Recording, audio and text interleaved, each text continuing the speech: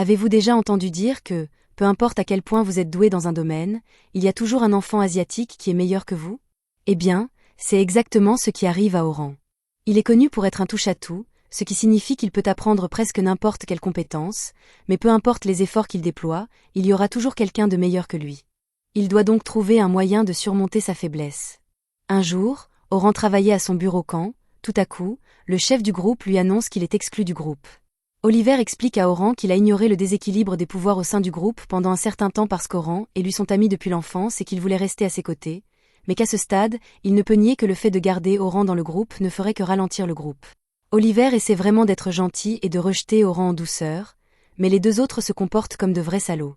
Anne-Lee et Derek traitent tous deux Oran de poids mort et lui disent que l'équipe serait bien mieux sans lui.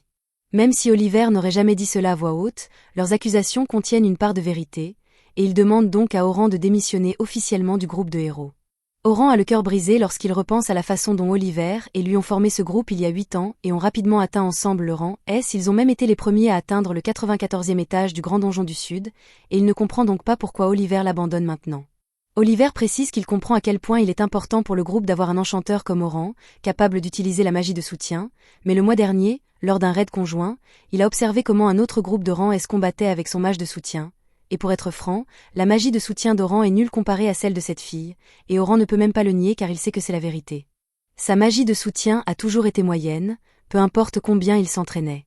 Mais il dit que la seule raison pour laquelle ses sorts sont si médiocres, c'est parce qu'il était à l'origine destiné à être un épéiste, mais qu'il a dû se convertir à la magie de soutien pour équilibrer le groupe.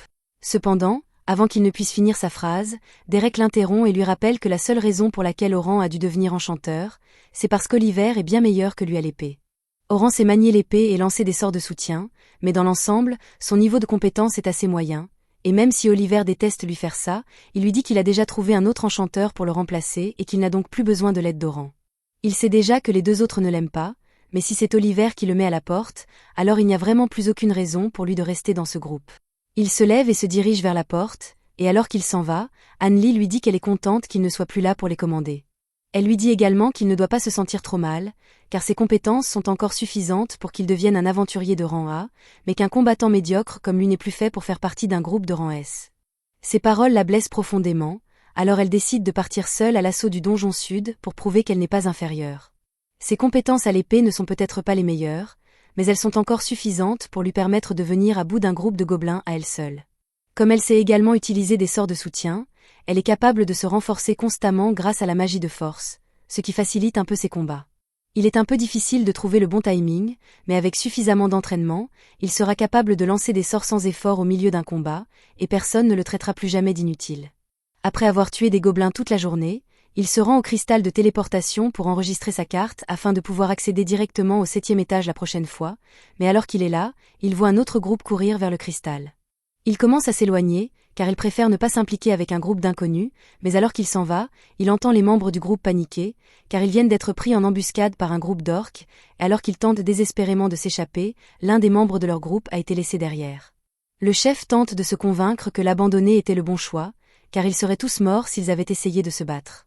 Les autres lui demandent s'ils doivent retourner la sauver, mais le chef pense que ce n'est pas une bonne idée, car ils ne sont pas assez forts pour vaincre tous ces orques. Cependant, Oran surprend cette conversation et, même si cela ne le regarde pas, il ne supporte pas l'idée que quelqu'un d'autre soit abandonné par son groupe. Il se tourne donc vers le chef du groupe et l'insulte pour avoir laissé mourir un membre du groupe.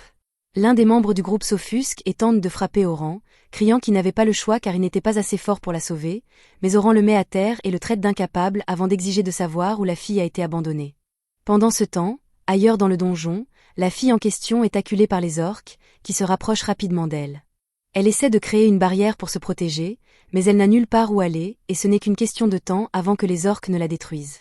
Les larmes lui montent aux yeux lorsque les orques finissent par percer la barrière, et son destin semble scellé, mais à la dernière seconde, un sort de vent est lancé devant les orques, les repoussant et laissant le temps à Oran de se placer devant la fille pour la protéger. La jeune fille est sous le choc, car elle ne s'attendait pas à ce que quelqu'un vienne la sauver, mais avant qu'elle n'ait le temps de parler à Oran, les orques lancent leur attaque, et ils se précipitent pour les intercepter. Sophia suppose qu'il doit être un épéiste, mais à sa grande surprise, elle voit Oran lancer un sort de soutien sur lui-même au milieu du combat. Oran coupe alors l'un des orques en deux, et pour faciliter les choses, il enchante son épée avec une tranche en 5 afin de pouvoir s'occuper des autres.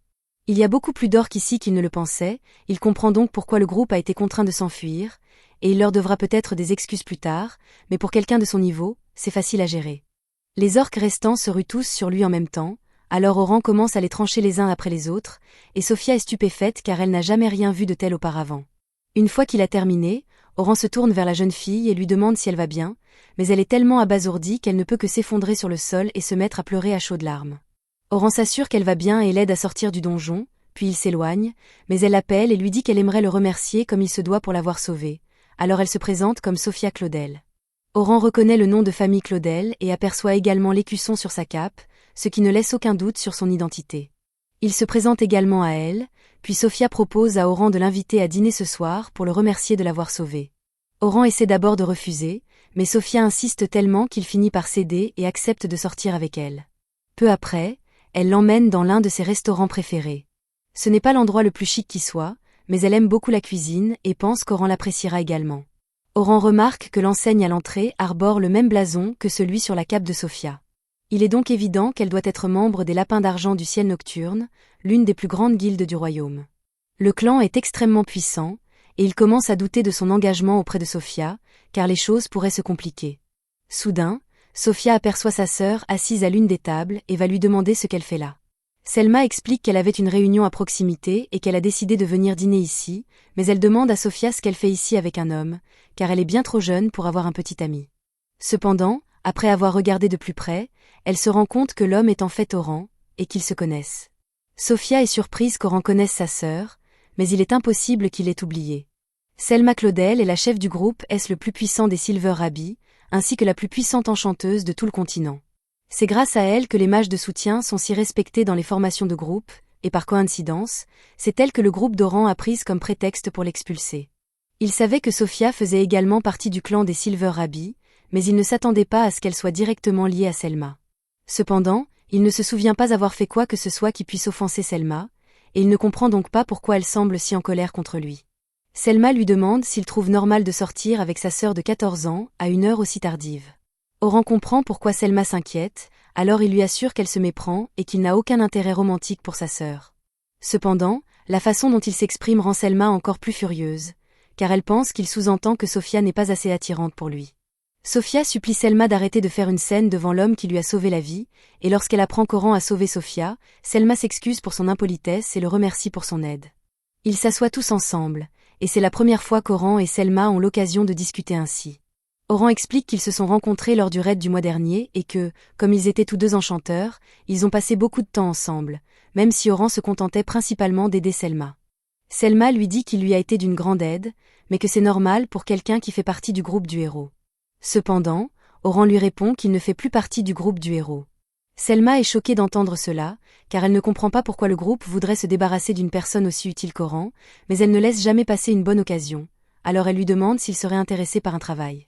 Oran lui répond qu'il souhaite en fait partir à l'aventure seul pendant un certain temps et qu'il ne peut donc pas rejoindre son clan, mais elle lui explique qu'elle a juste besoin de quelqu'un pour participer à une expédition pédagogique que son clan organise demain et lui assure qu'il sera bien rémunéré pour ses efforts. Tout ce qu'il a à faire, c'est de se concentrer sur la formation des nouvelles recrues. Il prévoit de passer environ 3 jours au 50e étage, et ils ont déjà un groupe d'aventuriers d'Oran à pour mener l'expédition, mais elle se sentirait beaucoup mieux si Oran était là pour les aider. Après tout, après avoir travaillé à ses côtés lors du raid conjoint, elle peut voir à quel point Oran est vraiment doué en tant qu'enchanteur. Oran est honoré d'apprendre que Selma respecte ses talents d'enchanteur, mais il vient d'être exclu de son groupe parce qu'il est un enchanteur faible comparé à Selma, et il ne veut pas se limiter à nouveau à la magie de soutien, alors il décline poliment son offre. Selma est surprise, car elle ne pensait pas qu'Oran refuserait, mais il dit qu'il a ses raisons. Selma n'a pas l'intention d'insister s'il ne veut vraiment pas le faire, mais Sophia commence à le supplier de reconsidérer sa décision, car elle se sentirait beaucoup plus en sécurité pendant l'expédition si Oran était présent. Oran ne veut toujours pas revivre ces jours où il n'était qu'un enchanteur, mais voir Sophia le supplier ainsi le fait réfléchir, et il lui dit qu'il va y penser avant de prendre sa décision. Selma est ravie d'apprendre qu'Oran va au moins réfléchir à sa proposition, mais pour être clair, il l'informe qu'il n'acceptera que s'il est autorisé à se battre avec son épée, car il ne veut plus être limité aux seuls enchantements. Selma n'en croit pas ses oreilles, car elle n'a jamais vu un enchanteur se convertir à l'art de l'épée, et elle doute sincèrement qu'Oran puisse être un bon épéiste, mais elle se dit que si les choses tournent vraiment mal, il reviendra probablement à la magie. Elle lui dit que s'il décide de se joindre à l'expédition, il devra se présenter tôt le lendemain matin au quartier général du Lapin d'Argent, puis ils se séparent pour la nuit. Avant de rentrer chez lui, Oran fait un dernier arrêt dans une armurerie, où il semble être assez proche du propriétaire, raison pour laquelle il est venu ici pour discuter. Le vieil homme lui prépare une tasse de thé et remercie Oran pour son aide, car les affaires ont explosé depuis qu'il a commencé à recommander cet endroit. Cependant, c'est justement ce dont Oran voulait lui parler. Il informe le vieil homme qu'il a été expulsé du groupe des héros, et que désormais, personne ne l'écoutera même s'il recommande le magasin. Il souhaite s'excuser de ne plus pouvoir l'aider. Cependant, l'homme lui répond qu'il n'a aucune raison de s'excuser.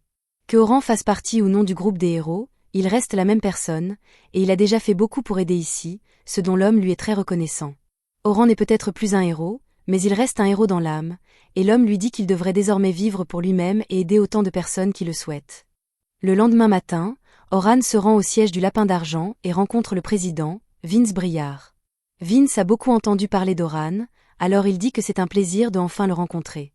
Oran dit qu'il aura besoin de quelques détails supplémentaires sur l'expédition avant de décider d'y participer ou non, alors Vince demande à Selma de lui expliquer tout ce qu'il doit savoir.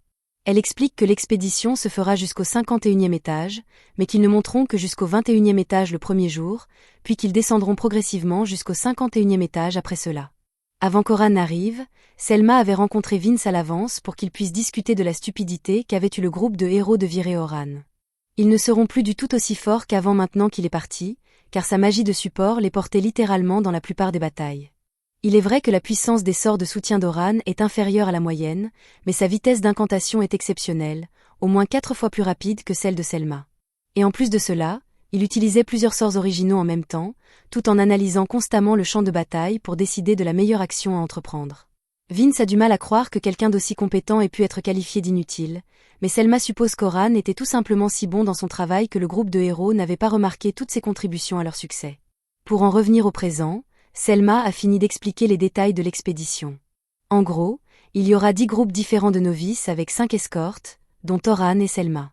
Pour la plupart, les novices sont censés se débrouiller seuls, mais si quelque chose d'inhabituel se produit, les escortes interviendront pour s'assurer que personne ne soit blessé. Oran a saisi l'essentiel jusqu'à présent, mais il demande pourquoi il n'emmène que 5 escortes. Normalement, avec un planning d'expédition aussi court, on voudrait minimiser les risques autant que possible en engageant le plus d'escortes possible. Selma invente une excuse et dit qu'elle ne voudrait pas rendre les choses trop faciles pour les novices, mais Oran sait que ce n'est pas la vraie raison. Ils doivent avoir un objectif secret qu'ils essaient d'atteindre, et il est hors de question qu'ils en parlent à Oran puisqu'il est un étranger, alors ils décident de laisser tomber la question et d'accepter malgré tout. Vince le remercie d'être si compréhensif, et dans le cadre de l'accord, Oran recevra 2 pièces d'or à l'avance et 10 de plus après la réussite de la mission. Oran demande s'ils en sont sûrs, car ce qui lui paie équivaut à une année de dépenses de vie pour quelques jours de travail, mais Selma lui dit qu'il les vaut largement. Le lendemain, Oran arrive tôt à l'entrée du donjon comme convenu, et une fois sur place, il voit un groupe des nouveaux aventuriers se préparer à proximité. Quelques instants plus tard, Selma et Sophia arrivent également, et Sophia semble vraiment heureuse de voir Oran, un peu trop heureuse, si vous demandez à Selma, alors elle rappelle à Oran que Sophia a moins de 18 ans et qu'il ferait mieux de ne rien tenter avec elle. À part cela, Selma demande à Oran pourquoi il se tient si loin du reste du groupe, alors il explique qu'il ne voulait pas rendre les recrues nerveuses en se tenant trop près puisqu'elles ne l'ont jamais vu auparavant. Il a raison, mais les recrues vont devoir apprendre à connaître Oran tôt ou tard, alors Sophia propose de présenter Oran à tout le monde. D'abord, elle l'emmène rencontrer les 3 autres escortes, qui se présentent comme Anthem, Bernard et Cathy. Bernard et Anthem sont tous deux des défenseurs, tandis que Cathy est une guérisseuse. Mais Oran trouve cela un peu étrange, car il est peut-être capable d'utiliser son épée, mais Selma ne le savait pas quand elle l'a invité à se joindre à eux, ce qui signifie qu'elle prévoyait d'y aller sans attaquant de première ligne. La raison à cela est que Selma était vraiment désespérée. Après tout, les Lapins d'Argent n'ont fait aucun progrès au cours de l'année écoulée, alors elle voulait accomplir quelque chose le plus rapidement possible, même si c'est un peu risqué, mais elle n'avouera pas cela. Pour éviter d'être questionnée, elle change de sujet et propose de présenter Oran aux novices ensuite. Elle s'adresse à toutes les recrues et dit qu'elle sait qu'elles doivent être nerveuses à l'idée de faire leur première plongée en donjon jusqu'au 51e étage, mais elle les assure que rien ne va mal se passer car elle a engagé un groupe d'aventuriers très puissants pour aider en cas de problème. Elle présente ensuite Oran comme la pierre angulaire de l'opération et dit à tout le monde qu'il est déjà descendu jusqu'au 94e étage auparavant, donc ils peuvent lui faire confiance pour les soutenir. Les novices sont tous impressionnés par les accomplissements d'Oran, surtout quand ils découvrent qu'il faisait partie du groupe de héros, mais Oran n'est pas habitué à autant d'attention, alors il ne sait pas comment réagir. Maintenant que tout le monde a fait connaissance avec Oran, Selma leur dit de terminer leur vérification finale de l'équipement avant de descendre dans le donjon. Elle se tourne ensuite vers Oran et dit qu'elle aimerait qu'il escorte le groupe 10 car ce sont les novices les plus prometteurs du lot, donc elle pense qu'il pourrait beaucoup apprendre en ayant Oran comme exemple. Il est ensuite présenté au groupe 10 spécial dont Selma a parlé, et il découvre que Sophia en est membre, mais il ne comprend pas pourquoi il n'y a que 3 membres dans cette équipe alors que toutes les autres en ont 4. Logan prend la parole et dit avec assurance que c'est parce qu'aucun des autres novices ne peut les suivre, alors ils ont été regroupés ensemble. Logan se présente comme l'enchantement du groupe et dit qu'un jour il surpassera Selma. Oran pense que c'est bien d'avoir de l'ambition, mais son attitude est un peu problématique. Ensuite, c'est Caroline, et elle se présente comme la défenseur du groupe, mais Oran est un peu confus parce qu'elle ne semble porter aucune armure ni porter de bouclier, d'ailleurs. Caroline explique qu'elle n'utilise pas ce genre de choses et qu'elle préfère simplement esquiver lorsque les monstres se rapprochent trop. Pour sa défense, les défenseurs de type esquive existent réellement. Sa tactique pourrait fonctionner, mais Oran la prévient qu'être un défenseur de type esquive nécessite des compétences d'esquive de niveau sécurisé, donc c'est difficile pour les débutants d'y arriver. Il demande si l'un des enseignants l'a averti de la courbe d'apprentissage, et Logan mentionne que Caroline a été avertie plusieurs fois, mais qu'elle n'a jamais écouté les conseils, et tous les deux commencent à se disputer ensuite. Oran comprend maintenant ce que Selma voulait dire quand elle a dit que ce groupe était spécial, mais du bon côté, Sophia est là aussi, et c'est l'étudiante la plus normale qu'il puisse espérer, puisqu'elle ne lui causera aucun problème. Peu après, ils entrent tous dans le donjon ensemble, et même s'ils faisaient du bruit à l'extérieur, ici ils se comportent très bien. Ils sont tous contents qu'Oran soit là, mais Caroline se demande pourquoi quelqu'un du groupe de héros rejoint leur expédition, puisque le clan du Lapin d'Argent est l'un des rivaux du groupe de héros. Oran précise qu'il n'est plus membre du groupe de héros, et Caroline est choquée d'entendre cela, alors elle lui demande pourquoi. Oran ne veut pas admettre qu'il a été viré, alors il lui dit de s'occuper de ses affaires. Malgré tout, Caroline continue de parler sans s'arrêter et mentionne que Sophia n'arrêtait pas de se vanter d'avoir rencontré Oran l'autre jour.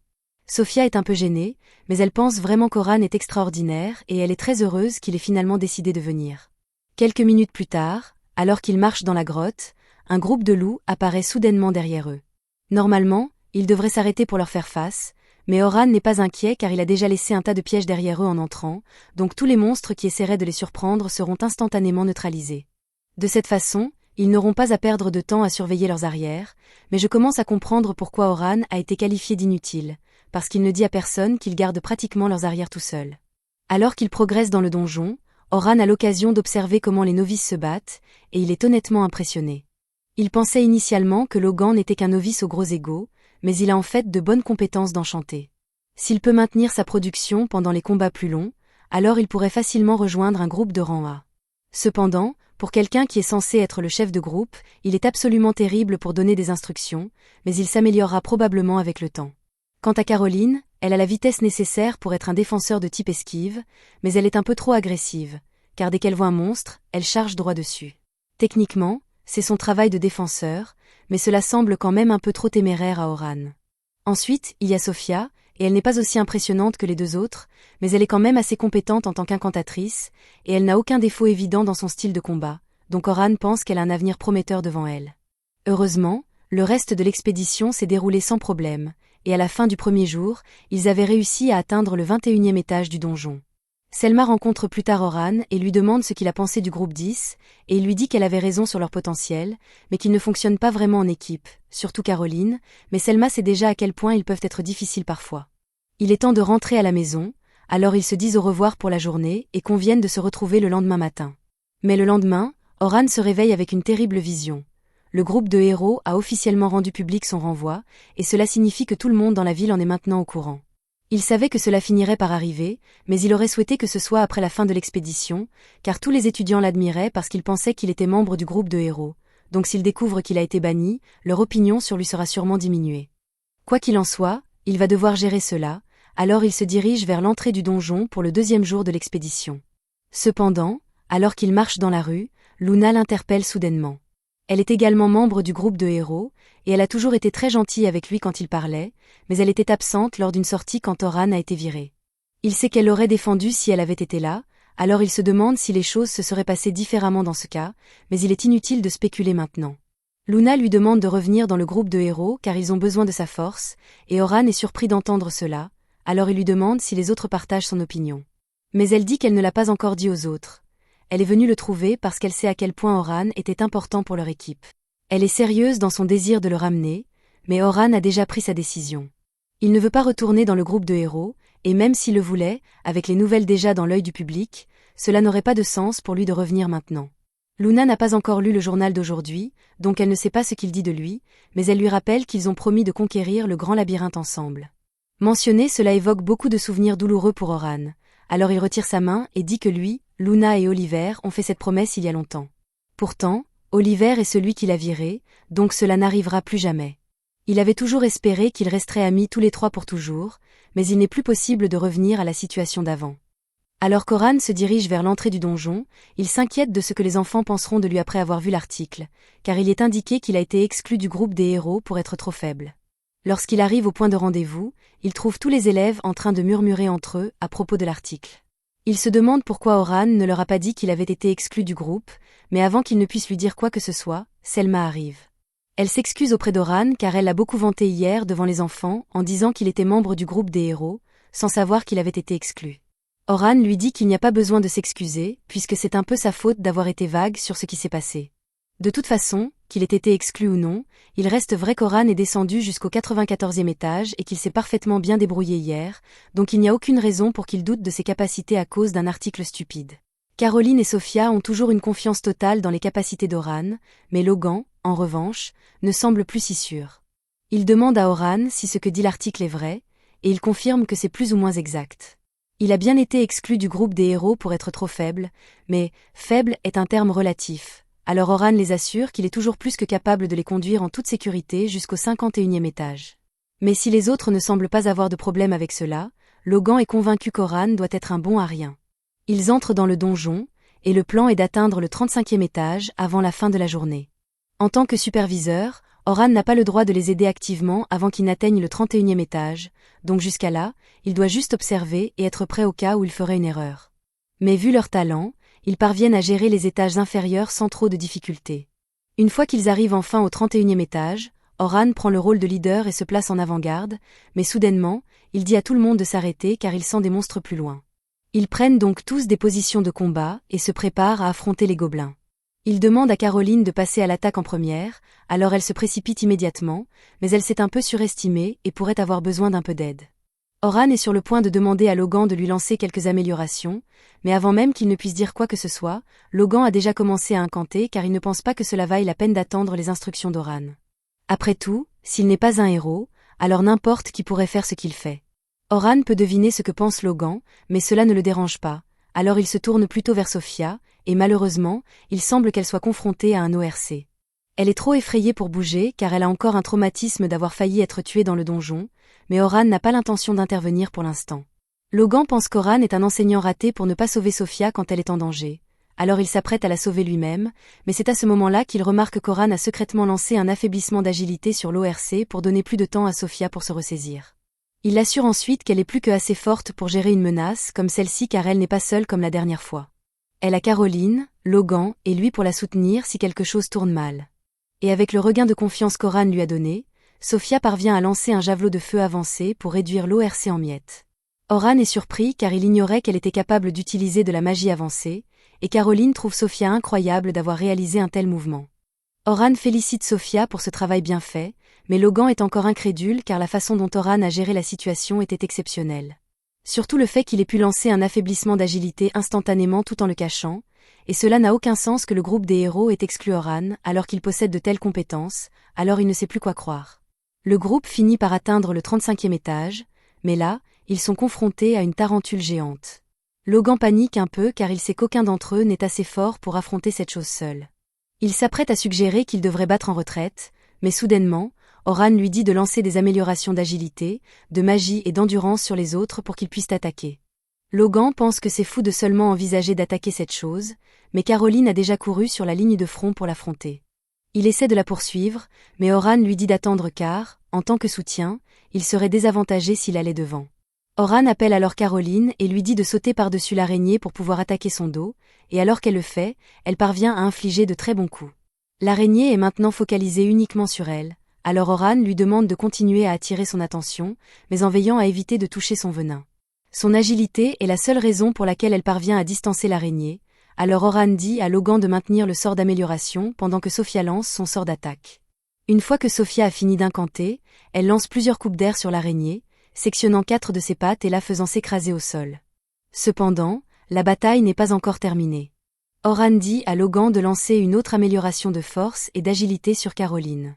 Au début, il ne comprend pas pourquoi, mais un instant plus tard, l'araignée crache du fil et commence à tirer Caroline vers sa bouche. C'est pourquoi Oran avait demandé à Logan de lancer l'amélioration de force à l'avance, pour permettre à Caroline de se libérer par elle-même. Mais il s'avère qu'elle est encore un peu trop faible, même avec l'amélioration, alors Oran lance secrètement une amélioration de tranchant sur son dague, et le supplément de puissance de coupe est suffisant pour que Caroline parvienne enfin à s'échapper. Après cela, Oran dit à Sophia de frapper l'araignée avec une balle de roche pour en finir, et ainsi, l'araignée est finalement vaincue. Oran félicite tout le monde pour ce travail bien fait, et après cela, ils remontent tous à la surface.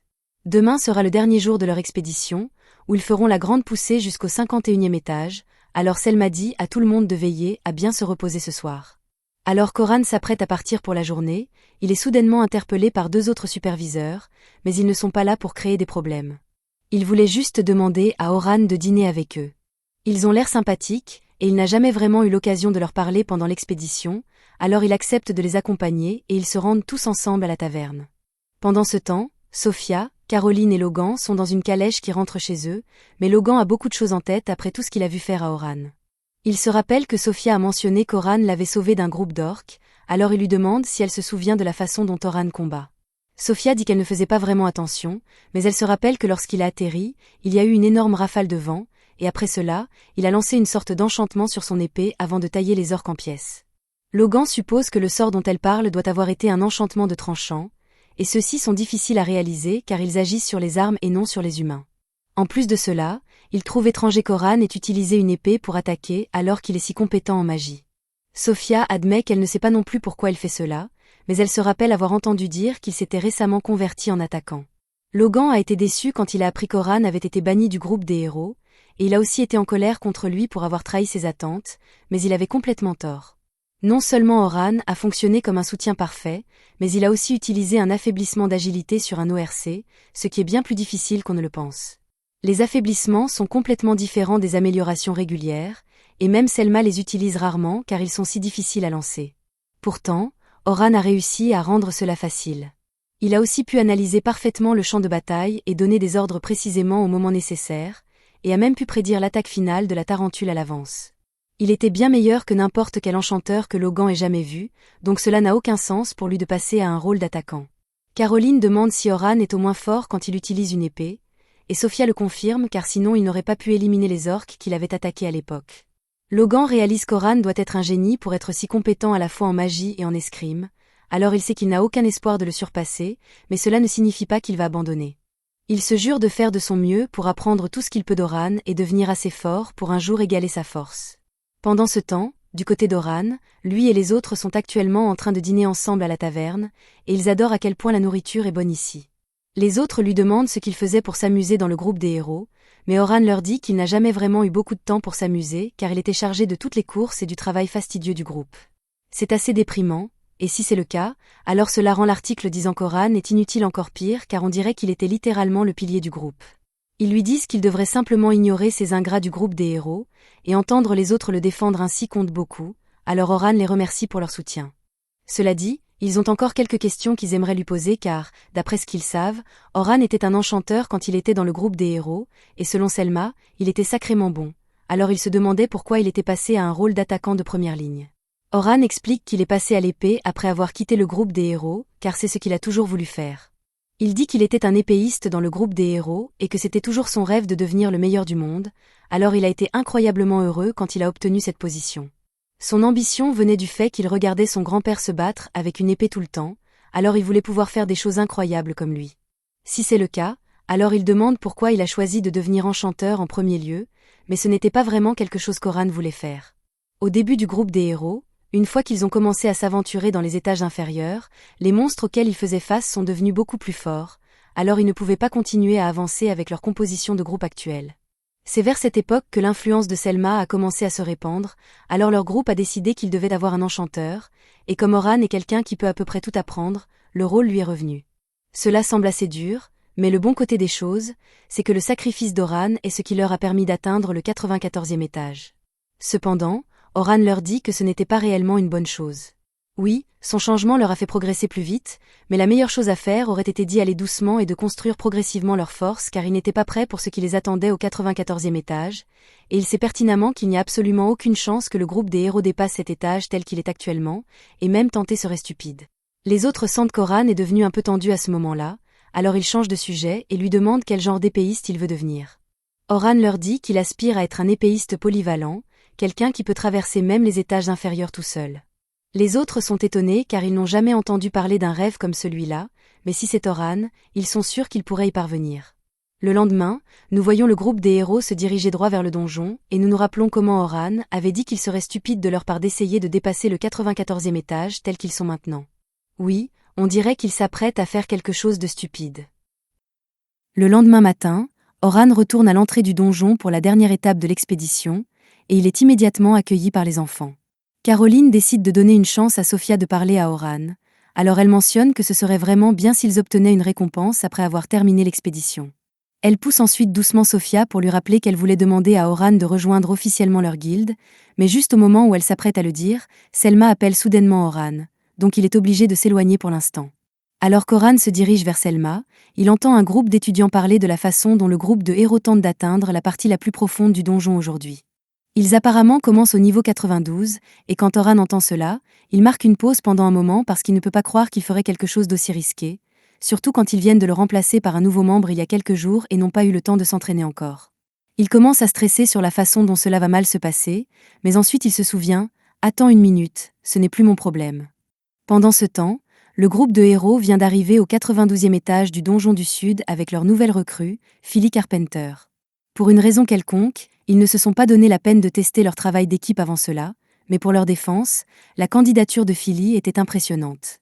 Il y a 2 jours, Philly a été présentée à tout le monde, et elle est apparemment déjà descendue jusqu'au 100e étage du donjon de l'Ouest auparavant, donc naturellement, ils supposent que ce devrait être facile pour elle de les aider à faire de même dans le donjon du Sud. Anne-Lee et Derrick sont sûrs que les sorts de soutien de Philly seront meilleurs que tout ce qu'Oran pourrait éventuellement faire, et ils commencent rapidement à dériver sur à quel point ils le détestaient. Derrick et Anne-Lee étaient particulièrement agacés puisqu'Oran ne les laisserait jamais organiser des fêtes extravagantes, même s'ils ont des tonnes d'argent sur le compte bancaire du groupe, et les entendre parler comme cela soulève déjà des drapeaux rouges pour Philly parce que ces deux-là donnent l'impression qu'ils seraient fauchés maintenant si Oran n'avait pas géré leurs finances. Oliver intervient et dit à tout le monde d'arrêter de parler d'Oran parce qu'aujourd'hui est censé être pour accueillir Philly dans le groupe. Juste à ce moment, Luna fait irruption parce qu'elle venait d'apprendre qu'Oran avait rejoint l'expédition des Silver Rabbis. Alors imaginez sa surprise quand elle a découvert que les autres avaient déjà remplacé Oran sans la consulter d'abord. Elle leur a demandé pourquoi Oran est avec les Silver Rabbis maintenant, et Derrick et Anne-Lee peuvent à peine croire qu'Oran a réussi à rejoindre une guilde aussi prestigieuse en seulement quelques jours, mais cela ne change rien parce qu'il n'est plus membre de leur groupe.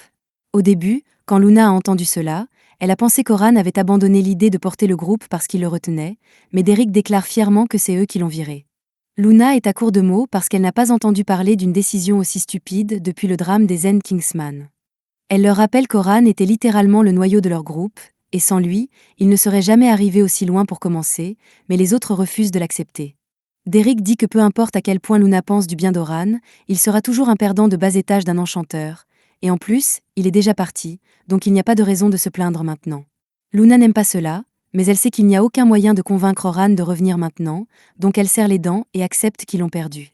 Les autres interprètent le silence de Luna comme signifiant qu'elle est finalement d'accord avec eux, donc Oliver décide de faire 2 décisions stupides à la suite et annonce qu'il veut tester la synergie de Philly avec le groupe au niveau 92, et si cela se passe bien, alors ils passeront au 94e étage pour battre leur record. Luna s'oppose immédiatement à l'idée parce qu'elle aime être en vie. Elle dit à Oliver que s'il veut tellement tester les capacités de Philly, alors il serait mieux de le faire à l'un des étages inférieurs, comme le niveau 30, pour la sécurité, mais ils la regardent tous comme si elle venait de commencer à parler une langue étrangère. Avec à quel point ces gars sont stupides.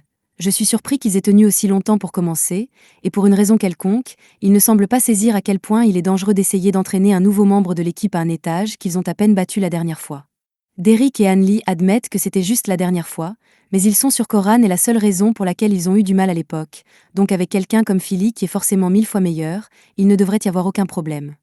Luna est toujours contre cela parce qu'il y a un dragon noir à cet étage, elle ne veut pas être rôtie vive, mais Oliver lui dit qu'ils vont faire cela qu'elle le veuille ou non, et elle n'a pas le droit de refuser.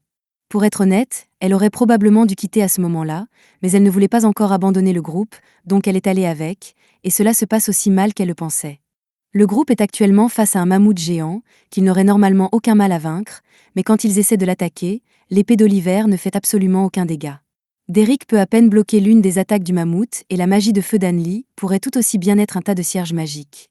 Aucun d'eux ne comprend ce qui se passe puisqu'ils pensaient que leurs attaques deviendraient plus fortes maintenant qu'ils ont Philly qui lance les sorts d'amélioration, mais c'est exactement le contraire.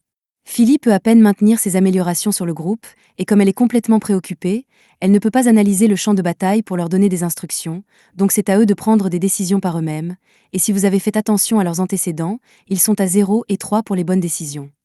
Les neurones d'Oliver recommencent enfin à fonctionner alors qu'il réalise que lui et les autres du groupe sont en fait bien plus faibles qu'il ne le pensait, mais il ne comprend toujours pas pourquoi. Pendant tout ce temps, Luna s'est juste tenue à l'écart en regardant tout se dérouler, et elle s'apprête à expliquer où ils ont fait erreur maintenant que la réalité a frappé tout le monde, mais soudainement, ils entendent tous un rugissement terrifiant alors que quelque chose s'approche d'eux, et c'est le dragon noir qui inquiétait Luna. Le dragon atterrit, écrasant le mammouth en un instant et faisant tomber tout le monde, donc Luna crie qu'ils doivent s'enfuir, mais apparemment Derek et Hanley manquent toujours de neurones. Parce que même s'ils viennent de voir la chose éliminer d'un coup le mammouth qu'ils avaient du mal à endommager, ils pensent encore qu'ils ont une chance de le battre, et Oliver rejoint leur optimisme délirant. Ils ont vaincu le dragon une fois auparavant, donc ils supposent qu'ils devraient pouvoir le refaire, mais c'était seulement parce qu'Oran était ici avec eux, et il semble qu'ils ne comprennent toujours pas cela. Derek court devant pour tenter de bloquer l'une des boules de feu du dragon, mais il ne savait pas à quoi il s'engageait parce que immédiatement ce feu l'a frappé, il a été envoyé au sol comme une tranche de pain brûlé. Luna se précipite immédiatement pour commencer à le soigner, et Philly est paralysée par la peur, regrettant chaque décision qui l'a conduite à rejoindre ce groupe. Hanley tente de lancer un javelot de feu sur le dragon et elle réussit, mais cela pourrait avoir en fait des dégâts négatifs parce que le dragon était complètement unaffected et elle reste abasourdie. Grâce à sa petite attaque de flamme, le dragon a maintenant les yeux sur elle, donc il lance une boule de feu sur Hanley et elle essaie de se cacher derrière un rocher pour sécurité, mais elle est tout de même projetée en arrière de plusieurs mètres. Oliver fait une crise de panique en regardant tout mal tourner, donc Luna lui crie de se ressaisir parce qu'ils ont tous besoin de s'échanger avant qu'il ne soit trop tard. Il revient enfin à ses sens et convient que Luna a raison, mais ils ont un petit problème sur les bras parce que le dragon charge un souffle de feu et Derek et Hanley sont toujours inconscients. Luna demande à Oliver de lui gagner du temps pendant qu'elle soigne ces deux-là, donc il appelle Philly pour la sortir de sa torpeur et lui ordonne de lui lancer autant d'améliorations que possible. Philly fait comme instruct, donc Oliver commence à charger son attaque ultime. Cependant, lorsque la frappe d'Oliver entre en collision avec la boule de feu du dragon, elle est complètement annulée, et il est également envoyé voler en arrière. Oliver sombre dans le désespoir parce que si même son attaque la plus forte n'a pas pu endommager le dragon, alors que sont-ils censés faire? Luna est déçue de voir Oliver dans un état d'esprit aussi faible, même s'il est censé être le leader, mais puisque les choses en sont arrivées là, elle dit que leur seule option est d'utiliser la porte capricieuse qu'ils gardent pour les urgences. La porte capricieuse est un objet magique qui peut forcer la création d'une connexion entre les niveaux du donjon, permettant aux aventuriers de voyager d'un étage à un autre instantanément, mais c'est risqué parce que vous êtes téléporté dans la salle du boss d'un autre étage et le numéro de l'étage est complètement aléatoire. Philly pense que c'est trop dangereux puisque dès qu'ils passeront, ils devront affronter le boss d'un autre étage, mais ce n'est pas comme s'ils avaient une chance de battre le dragon s'il reste, donc ils vont devoir utiliser la porte et prier pour qu'il soit envoyé à l'un des étages plus faciles. Oliver active la porte et après avoir ramassé Derek et Hanley, il se prépare à sauter à travers, mais à la dernière seconde, le dragon bloque soudainement leur chemin avec un mur de feu, et alors qu'il charge vers eux, il finit par passer à travers la porte à la place. Après que le dragon est parti, Derek pousse un soupir de soulagement parce qu'ils n'auront plus à s'en occuper, mais Luna crie que c'est la pire chose qui puisse arriver. Oliver réalise bientôt que cela signifie que le dragon doit avoir été téléporté vers une zone de boss aléatoire dans le donjon, donc il est tout à fait possible qu'un tas de débutants soient sur le point de rencontrer un dragon à cause d'eux. Luna dit à tout le monde qu'ils doivent retourner à la guilde et les avertir pour qu'ils puissent forcer la téléportation de tous les aventuriers dès que possible. Toutes les cartes de guilde sont dotées d'une fonctionnalité qui permet de transporter de force les membres enregistrés hors du donjon en cas d'urgence, donc c'est leur meilleure chance pour s'assurer que personne ne soit blessé.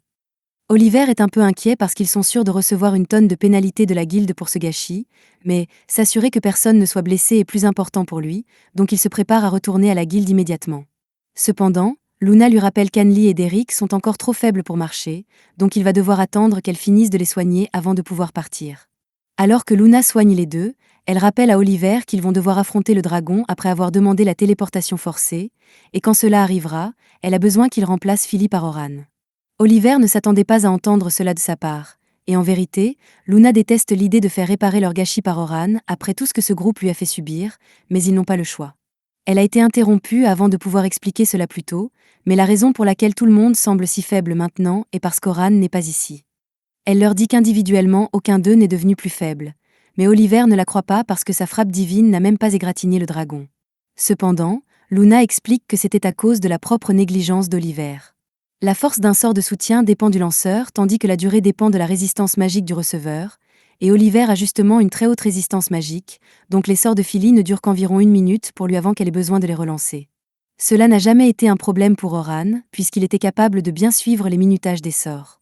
Oliver argue que Philly devrait être capable de faire la même chose puisqu'elle a plus de talent en tant qu'enchanteur qu'Oran n'en avait, et Luna est d'accord que le talent inné d'Oran en tant qu'enchanteur était en dessous de la moyenne, mais c'est exactement pourquoi il a créé plusieurs sorts originaux pour compenser ses faiblesses.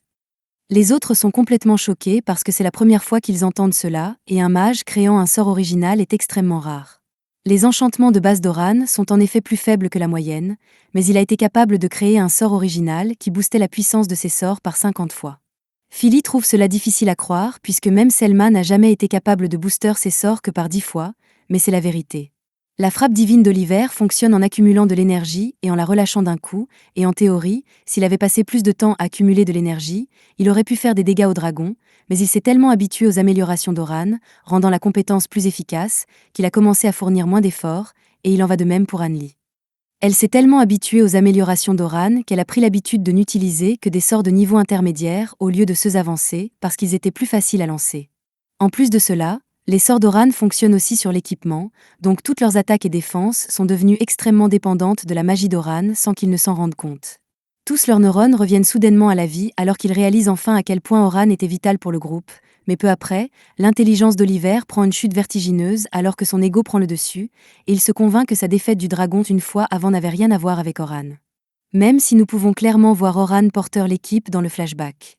Concernant Oran et les autres, aujourd'hui est le dernier jour de l'expédition, donc ils vont commencer au 36e étage et progresser jusqu'à ce qu'ils atteignent le 50e étage, après quoi ils se téléporteront tous hors du donjon en sécurité. Cela semble assez simple, mais pour une raison quelconque, Oran a un mauvais pressentiment à propos de tout cela. Il est vrai qu'ils vont affronter des monstres que les nouvelles recrues ne peuvent pas gérer seules, mais avec tous les superviseurs, y compris lui, participant activement, cela devrait être faisable. Pourtant, il ressent un terrible sentiment venant du donjon aujourd'hui, et il n'arrive pas à mettre le doigt dessus. Il continue d'essayer de penser à une raison possible, mais il est ensuite distrait par les enfants qui l'appellent par excitation, et contrairement à son meilleur jugement, il décide de mettre ses inquiétudes de côté pour l'instant. Caroline ne cesse de demander à Oran des conseils pour améliorer ses compétences de combat, puisqu'elle veut tuer autant de monstres que possible, mais Oran lui dit qu'il y a une limite à ce qu'elle peut faire tant qu'elle est encore une débutante. Il lui rappelle que son travail en tant que défenseur est de protéger le groupe, donc elle ne devrait pas être trop focalisée à foncer en tête tout le temps, mais elle dit que ce n'est pas amusant comme ça. Logan intervient et dit à Caroline d'être reconnaissante des conseils d'Oran, puisque même Albert disait la même chose, mais entendre ce nom attire l'attention d'Oran car Albert Sensible était le célèbre aventurier d'élite de la guilde du Lapin d'Argent. Il est mort l'année dernière en affrontant le dragon noir au 92e étage, et Caroline semble en savoir beaucoup à ce sujet car Albert est apparemment mort en protégeant l'un de ses coéquipiers, même si c'était le travail du défenseur, et elle ne veut pas laisser quelque chose comme cela arriver à son équipe, c'est pourquoi elle court toujours devant les autres. Oran peut voir à son regard qu'il y a un traumatisme profond là-dessous, et il n'est pas payé pour être un thérapeute, donc il fait juste semblant de ne pas avoir vu cela et essaie de passer à autre chose, mais à ce moment-là, Sophia prend la parole et demande à Oran s'il a des conseils à lui donner puisqu'elle veut savoir sur quoi elle devrait s'améliorer, et Logan demande aussi quelques conseils. Un peu plus tard, ils sont tous entrés dans le donjon, et pendant qu'ils font une pause, Selma s'approche d'Oran pour mentionner qu'elle pense que c'est bien à quel point les enfants se sont ouverts à lui récemment. Il admet qu'il était un peu inquiet de la façon dont il pourrait le traiter après la parution de cet article de journal, mais ils l'ont tous accepté malgré tout. Selma se souvient d'avoir entendu Oran et les enfants parler d'Albert plus tôt, donc elle parle de combien sa perte a été dévastatrice pour les lapins d'argent. Après cela, Oran et le groupe du héros sont allés vaincre le dragon noir, mais c'était incroyablement difficile. Donc Oran savait qu'Albert n'était pas mort parce qu'il était faible, c'était juste un concours de circonstances malheureux. Selma continue en parlant de la difficulté à trouver quelqu'un d'assez compétent pour combler le vide laissé par Albert dans la guilde, et Oran sait qu'elle essaie d'utiliser cela comme une opportunité pour le recruter, mais il n'est pas intéressé. Il lui dit qu'un groupe n'a pas besoin de 2 enchanteurs, et Selma comprend cela, mais puisqu'Oran a dit qu'il se mettait à l'escrime, elle pense toujours qu'il serait un atout précieux pour l'équipe. Après cela, la mission commence officiellement et tout le monde est informé du plan avant de se mettre en route. Oran et les autres sont assignés au groupe 10, donc ils sont tout à la fin de la formation, mais cela signifie juste qu'ils sont considérés comme les membres les plus prometteurs du groupe. Sophia est un peu nerveuse puisqu'ils sont pratiquement seuls ici à l'arrière, mais Oran dit que c'est une expérience nécessaire car, avec la complexité que peut avoir la disposition d'un donjon, ils vont devoir apprendre à s'y orienter seuls au cas où ils seraient séparés du reste du groupe. Logan est d'accord avec Oran, mais Caroline n'aime toujours pas l'idée de potentiellement se perdre ici-bas. Oran dit que c'est pourquoi il est important de passer du temps à rassembler des informations pour la plonger dans le donjon à l'avance, surtout avec des cartes de la disposition du donjon, pour ne pas être pris au dépourvu par des surprises. Dans ce cas, Caroline demande à Oran de partager certaines de ces informations avec eux, puisqu'il est allé plus loin dans le donjon que tous les autres réunis, et ils aimeraient en apprendre un peu sur les étages les plus profonds du donjon. Oran ne voit pas de mal à en parler, donc il dit aux enfants que les étages inférieurs commencent officiellement autour du 76e étage, et les étages à partir de là sont généralement sur le thème de la glace ou de la neige.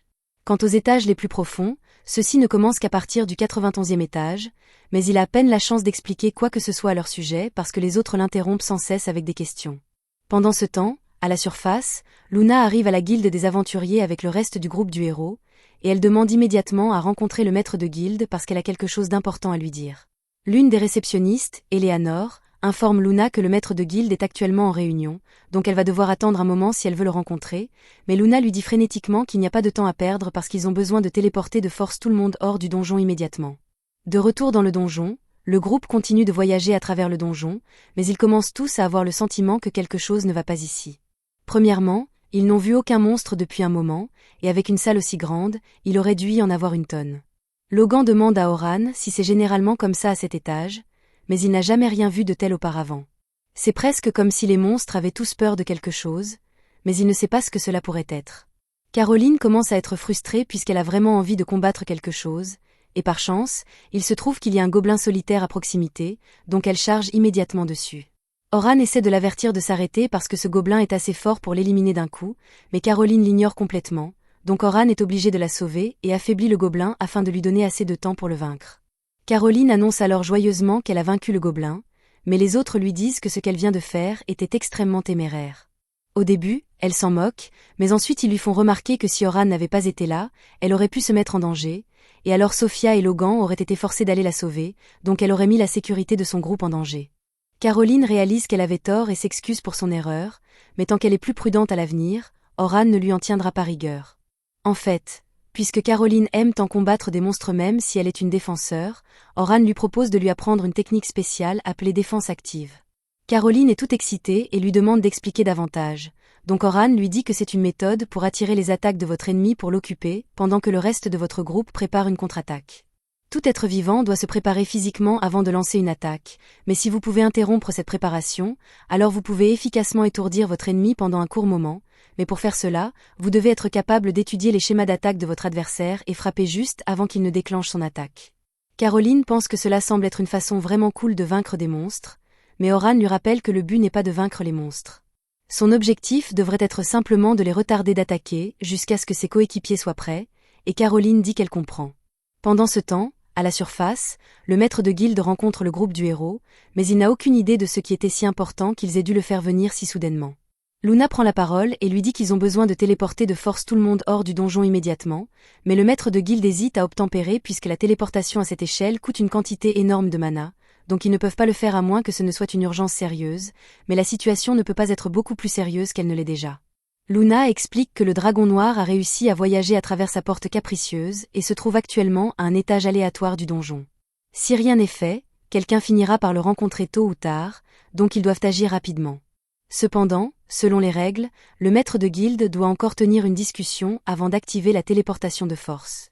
Pendant ce temps, de retour dans le donjon, Logan demande à Oran de lui apprendre à utiliser les sorts d'affaiblissement, mais Oran ne pense pas que ce serait une bonne idée, compte tenu de la difficulté à les maîtriser. L'efficacité d'un sort d'affaiblissement dépend largement de la résistance magique de la cible, donc pour que Logan l'utilise efficacement, il aurait besoin à la fois de maîtriser la nuance du sort et d'apprendre la résistance magique individuelle de chaque monstre dans le donjon. En plus de cela, la magie d'affaiblissement n'est pas particulièrement efficace contre les monstres des étages profonds, donc ce n'est pas pratique à apprendre comme compétence principale. Cependant, Horan connaît une astuce qui pourrait lui être utile. Il désigne une paire de loups qui chargent dans leur direction, mais au lieu de faire quoi que ce soit pour attaquer ces loups, Horan attend simplement, et après quelques secondes, il déclenche l'un des pièges qu'il avait posés au préalable. Les autres sont étonnés puisqu'ils n'ont jamais rien vu de tel auparavant, donc Horan explique que c'est une simple astuce qui est utile pour empêcher les ennemis de s'approcher furtivement du groupe pendant qu'ils progressent dans le donjon, et Logan ferait bien d'apprendre la technique puisqu'il est du devoir d'un enchanteur de maintenir l'avantage sur le champ de bataille pour son groupe. Horan se tourne ensuite vers Sophia et lui dit que si elle veut devenir plus forte, alors elle devrait apprendre à utiliser l'incantation parallèle. Elle est déjà capable d'utiliser des sorts de grade spécial, mais ce genre de sort prend du temps à activer, donc elle devrait apprendre comment incanter en parallèle. Elle pourrait commencer à incanter un second sort à mi-chemin du premier, pour réduire les temps d'arrêt. Cela demandera un peu d'effort à maîtriser, mais n'importe qui peut apprendre à incanter au moins 2 sorts à la fois avec suffisamment de temps, donc Horan lui dit d'essayer une fois la mission terminée. Il dit qu'elle pourra probablement demander à Selma de lui apprendre plus tard, et il a raison à ce sujet, mais elle dit qu'elle préférerait en fait qu'Horan lui apprenne. Il est surpris de l'entendre dire cela, et il aimerait refuser, mais il ne peut pas dire non à un visage comme celui-là, donc il accepte de l'entraîner plus tard. Pendant ce temps, à la surface, les préparatifs pour la téléportation de force sont enfin prêts, donc une fois que le sort sera pleinement chargé, le maître de guilde initiera la téléportation. Après cela, il dit qu'il veut que le groupe du héros retourne dans le donjon et vainque le dragon noir, mais ils se raidissent tous en entendant cela parce qu'ils savent qu'il n'y a aucun moyen qu'ils puissent battre cette chose. Anneli essaie de trouver une excuse sur le fait qu'ils aient besoin de temps pour se remettre de leur précédente bataille, mais Luna la coupe et dit au maître de guilde qu'ils retourneront dans le donjon pour tuer le dragon dès que possible. Cependant, il y a une demande. En bas dans le donjon, le groupe finit par arriver à la salle du boss de l'étage, et puisque celui-ci est un peu trop avancé pour les recrues, les superviseurs vont s'en occuper seuls. Horan se dirige vers les lignes de front avec le reste des superviseurs, et dès que la bataille commence, il se précipite en avant pour distraire le troll pendant que tout le monde prépare une attaque. Horan contrôle magistralement le mouvement sur le champ de bataille, et grâce à lui, ils ont réussi à éliminer le troll en quelques minutes, donc tout se passe vraiment bien.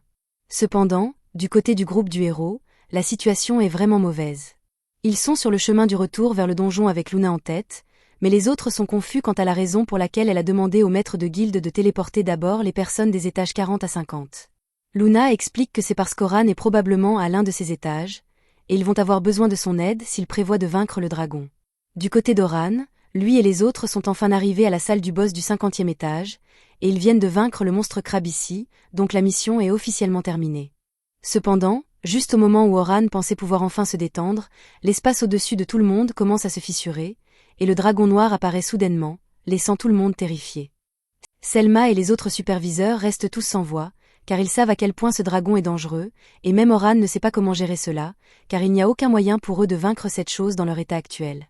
La seule véritable option qu'ils ont est d'essayer de passer devant le dragon ou d'atteindre le cristal de téléportation, mais c'est plus facile à dire qu'à faire, surtout quand tout le monde est trop terrifié pour même bouger. Les monstres ciblent généralement les grandes foules, ils seront donc probablement les premières victimes du dragon, et Horan sait que cela signifie qu'il peut survivre s'il s'enfuit seul, mais il n'est absolument pas question qu'il abandonne ses enfants. Il décide donc de tenter sa chance et de combattre le dragon noir jusqu'à la mort. Il crie aux autres superviseurs et leur ordonne de faire tout leur possible pour garder les enfants en vie.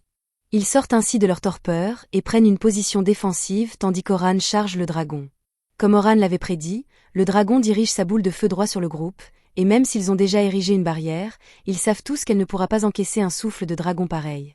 Cependant, au moment de l'impact, Horan parvient à lancer un buff d'une fraction de seconde pour renforcer suffisamment la barrière et sauver tout le monde. Ce fut si rapide que presque personne à part Selma ne put remarquer que la magie de soutien d'Horan avait été utilisée, mais il a des problèmes bien plus importants à régler pour l'instant. Il essaie actuellement de trouver une ouverture pour attaquer le dragon, alors il lance un poignard vers son œil. Bien que le dragon ait réussi à fermer les yeux à temps pour se protéger, c'est exactement ce qu'Horan attendait. Avec les yeux du dragon fermés, il saute en l'air et vise son cou avec une frappe si puissante qu'elle provoque une petite explosion. Les autres sont stupéfaits qu'Horan puisse libérer une telle puissance en un seul coup, mais même une attaque pareille n'a pas suffi à vaincre le dragon. En fait, il semble que le dragon soit complètement indemne, ce qui inquiète sérieusement tout le monde, mais Oran les assure qu'il n'y a pas lieu de s'inquiéter car il a un plan. Il enfile un collier spécial et retourne attaquer le dragon. Alors que le dragon lui tire une boule de feu, Oran l'a redirigé avec un sort de mur réfléchissant. Logan est émerveillé par ce qu'il vient de voir, car il n'a jamais entendu parler d'un sort qui renvoie les attaques vers les ennemis, et c'est parce que c'est l'un des sorts originaux d'Oran. Oran espérait que le feu du dragon serait assez fort pour le blesser, mais il est toujours en parfait état, il va donc devoir prendre des mesures drastiques. Il lance sur lui-même un sort d'amélioration d'état, un sort qui double les statistiques de toutes les compétences de ses attributs de base, mais Selma est toujours inquiète, car même si Oran est fort, simplement doubler ses stats ne suffira pas à rivaliser avec la puissance du dragon. Cependant, Oran n'a jamais eu l'intention de s'arrêter à un simple doublement de puissance. Il procède donc à 4 autres améliorations d'état sur lui-même, portant sa puissance à 32 fois l'original. Selma est laissée dans une incrédulité totale, car normalement, si l'on essaie de lancer le même sort plusieurs fois, cela ne fait que réinitialiser la durée du sort sans empiler ses effets. Elle ne sait donc pas comment Oran a réussi un tel exploit incroyable, mais quelque chose lui dit que ce n'est pas le seul tour qu'Oran a dans sa manche.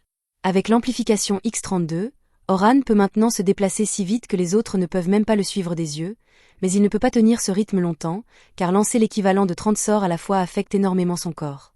Il veut mettre fin au combat le plus vite possible, alors il saute à nouveau droit sur le dragon, mais pendant qu'il est en l'air, le dragon commence à balancer sa queue pour le faire tomber du ciel. Cependant, Oran parvient à créer une plateforme flottante sous ses pieds pour éviter le coup de queue. La plateforme qu'Oran vient de créer n'était pas le résultat d'un sort, c'était le travail de l'aptitude spéciale d'Oran, un pouvoir que certains humains possèdent.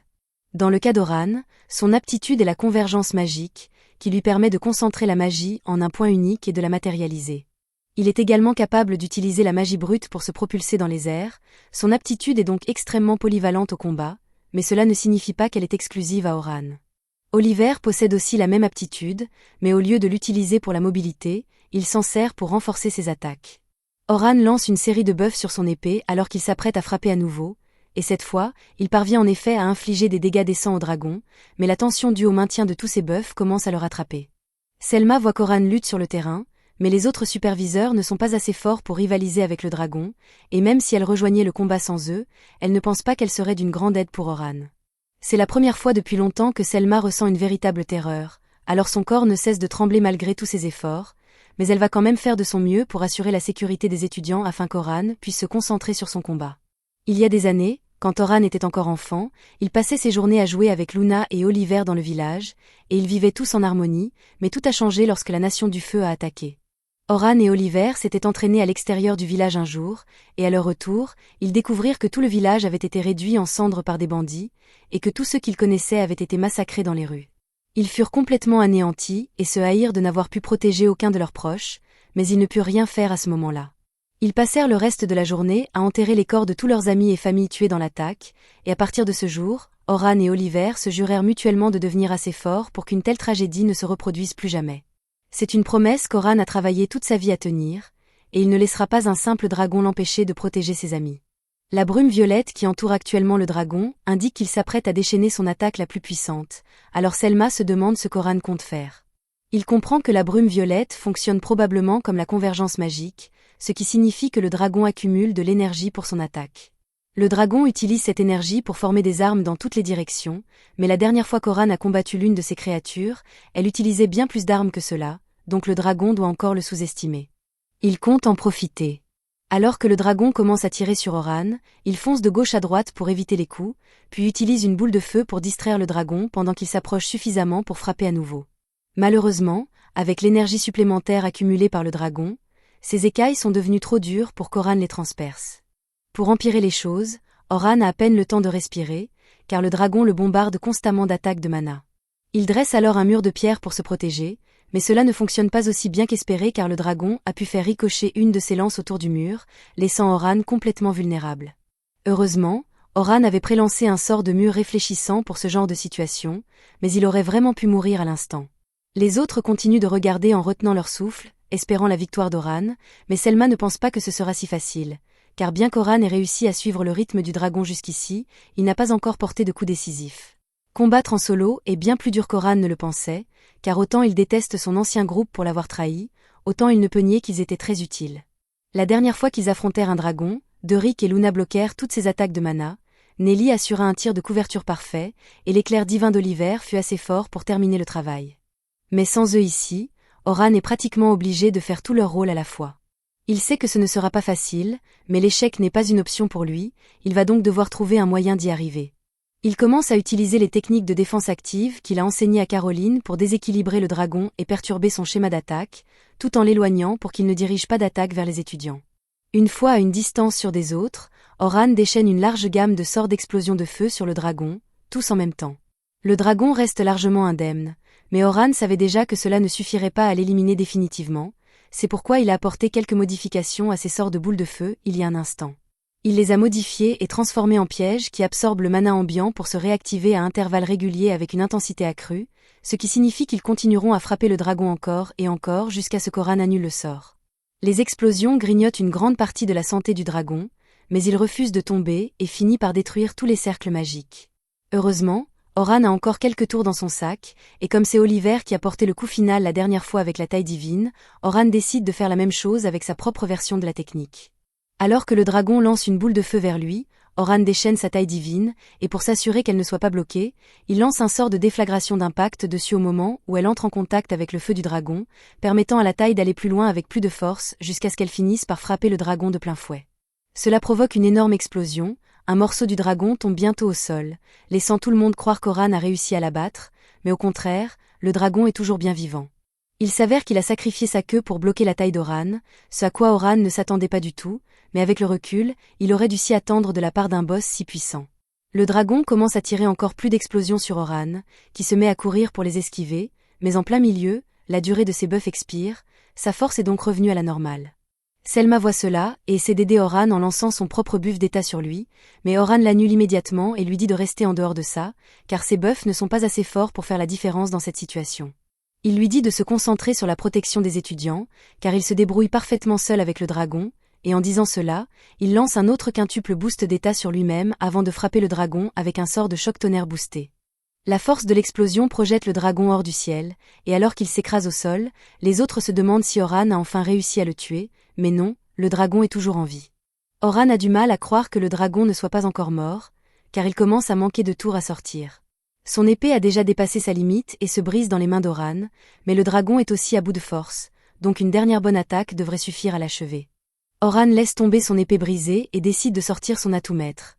Il lance son sort de destruction et invoque sa grande épée d'un noir pur, une arme que personne d'autre ne l'a jamais vue utiliser.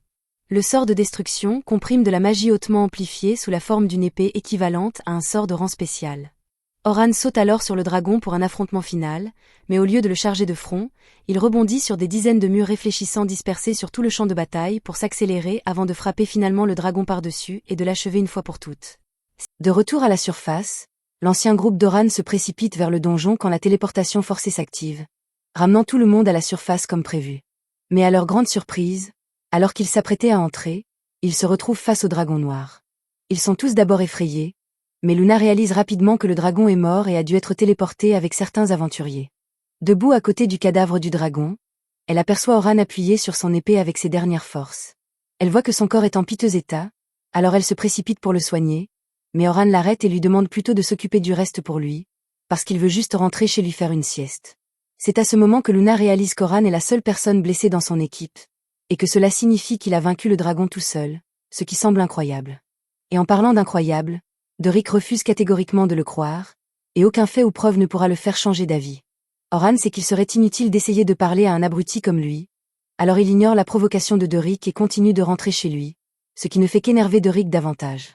À ce moment-là, Luna crie après Doric et lui dit d'arrêter de se ridiculiser car, pour parler clairement, c'est un bon à rien, et il le restera tant qu'il n'acceptera pas qu'il est plus faible sans l'aide d'Oran. En entendant une déclaration aussi logique, Doric entre dans une rage folle et se rue sur Luna. Mais elle ne plaisantait pas en traitant Doric de bon à rien, car elle parvient à le figer sur place sans même lever le petit doigt, et elle aurait pu mettre fin à toute sa carrière ici même si elle l'avait voulu. Cependant, Oliver a crié pour qu'ils arrêtent de se battre. Pourtant, même s'il est évident qu'il avait tort de croire Oran faible, Oliver refuse toujours d'admettre que c'est lui le problème. Après le retour de tous, les enfants doivent rédiger des rapports sur ce qui s'est passé durant l'expédition. Alors Sophia prévoit d'écrire tout sur les exploits incroyables d'Oran. Elle est très enthousiaste à l'idée de commencer, mais un instant plus tard, Selma rentre et elle a l'air complètement épuisée. Elle s'effondre sur son lit sans un mot, Et Sophia veut faire quelque chose de gentil pour elle. Alors elle propose d'aller prendre un bain ensemble pour se détendre. Selma est tout à fait partante, elle se rend donc immédiatement au bain public. Pendant qu'elle trempe, Selma demande à Sophia ce qu'elle a pensé de la performance d'Oran plus tôt. Sophia est un peu perdue car ce qu'elle a vu lui a fait réaliser qu'Oran est si fort qu'elle ne peut même pas commencer à comprendre ce qu'il a fait. Cependant, Sophia dit qu'il n'a pas été très difficile pour elle de suivre ce qu'Oran faisait. Selma est choquée d'entendre cela et se redresse immédiatement pour demander ce que Sophia a réussi à voir durant le combat d'Oran. Sophia explique que bien que la puissance et les mouvements d'Oran étaient complètement inégalés, tout le reste n'était que des techniques de base. Il a simplement utilisé ce qu'on lui avait enseigné sur la défense active, l'utilisation de la magie et l'enchantement, mais c'est quand même incroyable qu'il ait réussi à jouer tous ces rôles tout seul. Selma est stupéfaite que Sophia ait pu saisir autant de choses de la performance impressionnante d'Oran, et elle se sent plutôt inférieure maintenant car elle sait qu'elle ne pourra jamais égaler la puissance d'Oran. Mais Sophia dit qu'elle respecte toujours Selma plus que quiconque, et que rien ne changera jamais cela, alors elle lui dit de ne pas trop se pousser. En parlant de se pousser trop, le lendemain matin, Oran subit les contre-coups de son effort surhumain contre le dragon. Il savait que cela arriverait, et il se considère même chanceux car, vu la quantité de magie qu'il a utilisée, il s'en sort avec juste un peu de douleur corporelle. Il se lève pour regarder par la fenêtre et, surprise, il aperçoit Selma en chemin vers chez lui. Quelques minutes plus tard, les deux se retrouvent dans un café, et Selma s'excuse de le déranger ainsi, mais elle voulait vraiment prendre de ses nouvelles pour s'assurer qu'il allait bien. Oran lui dit qu'elle n'a pas à s'inquiéter car il va parfaitement bien, mais il apprécie le fait qu'elle ait fait tout ce chemin pour le voir.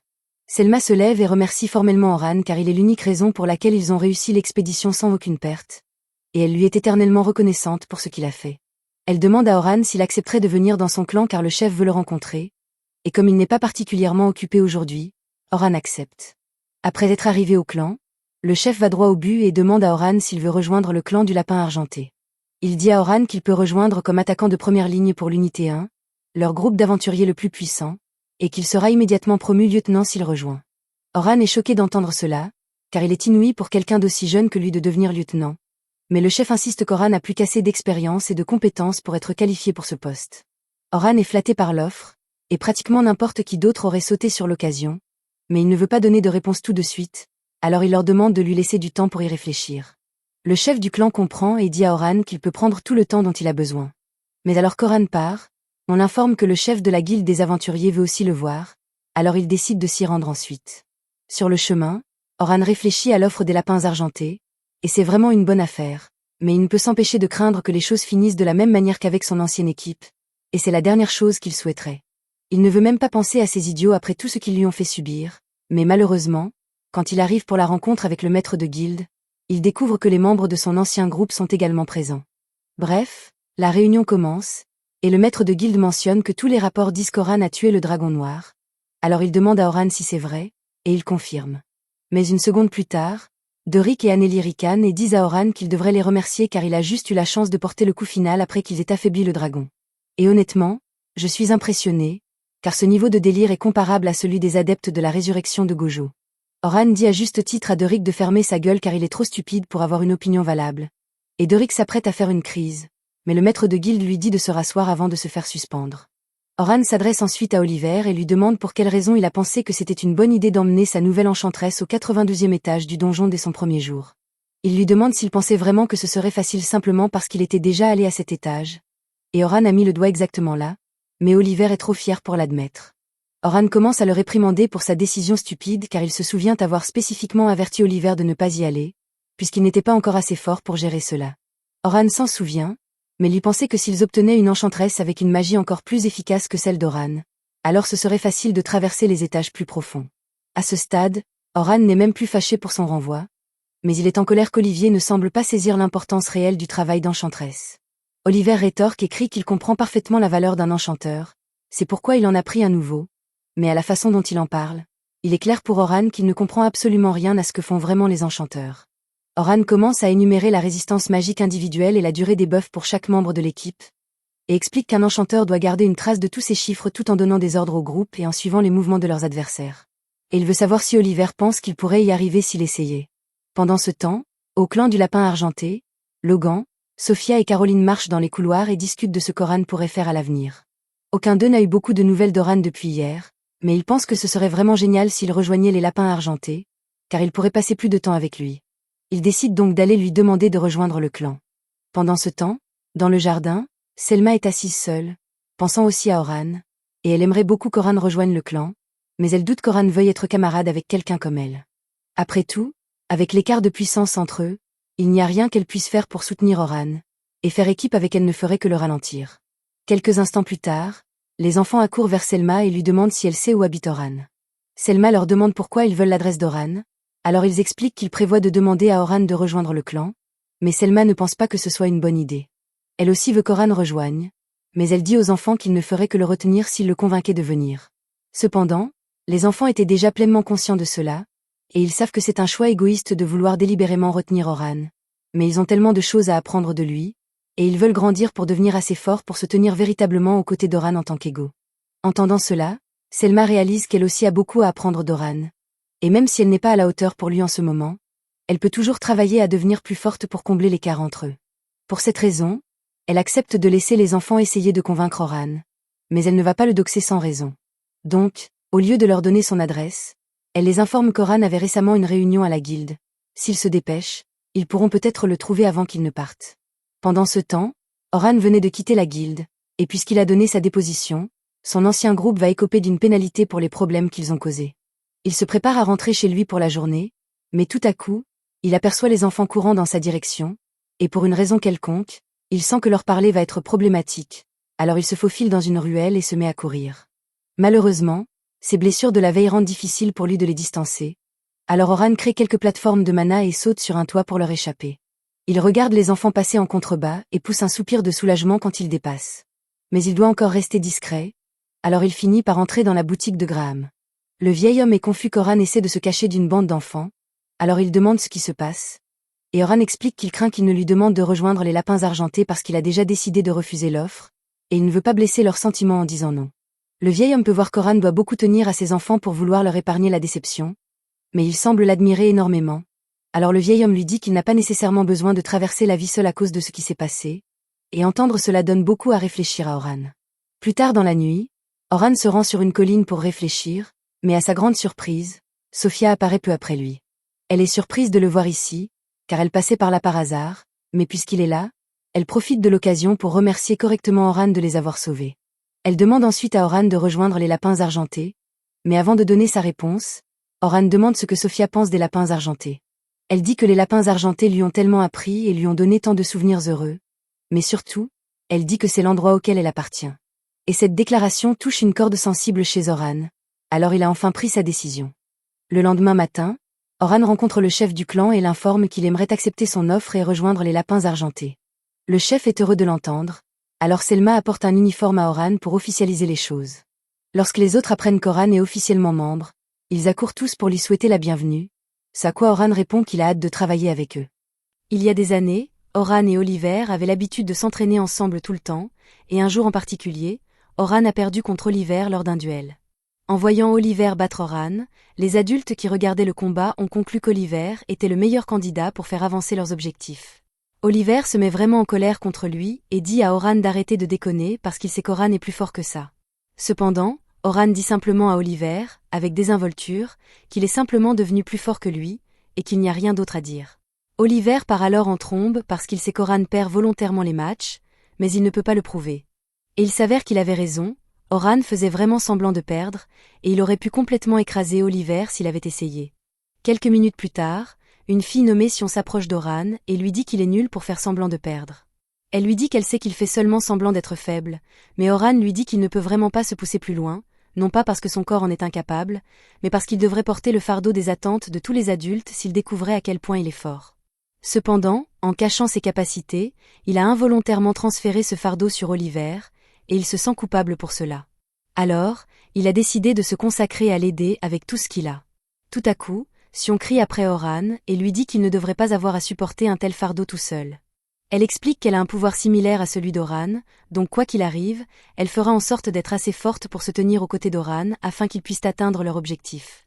Vous vous demandez peut-être quel est cet objectif en question, mais le souvenir qu'a Oran de Sion est fragmenté, presque comme si une partie en était complètement manquante. Ailleurs dans le royaume, le grand maître de la guilde reçoit la visite du maître de guilde de la région sud. Le grand maître est à la fois surpris et agacé par cette visite soudaine, mais il sait que cela doit être quelque chose d'important. Il demande au maître de guilde de lui dire ce qui s'est passé, et on l'informe que quelqu'un vient de vaincre un dragon noir en solo dans le donjon du Sud.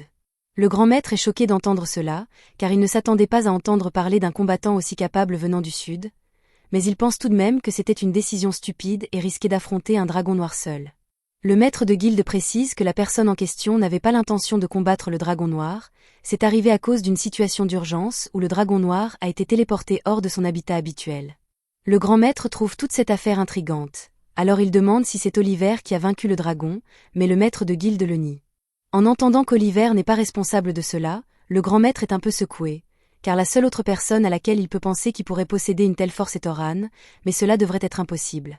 Il demande au maître de guilde si Oran a récemment montré des changements de comportement étranges, mais le maître de guilde dit que rien n'a vraiment changé chez Oran, ce qui signifie qu'il n'est pas encore revenu à son ancien moi. Mais cela laisse encore plus de questions au grand maître, car si Oran n'est pas encore revenu à son état d'origine, alors cela signifie qu'il a dû trouver un autre moyen d'acquérir un grand pouvoir. Quoi qu'il en soit, le grand maître ordonne au maître de guilde de surveiller Oran et de faire un rapport si quoi que ce soit arrive. Pendant ce temps, dans la région de l'Est, un groupe vient de tuer un grand groupe d'aventuriers dans la forêt, et il s'avère que Sion fait partie des attaquants. Comme il n'y aura plus d'aventuriers puissants dans cette zone pendant un certain temps, son groupe décide de passer à autre chose. Mais juste à ce moment-là, Sion sent quelqu'un à proximité, alors elle leur dit de se montrer immédiatement.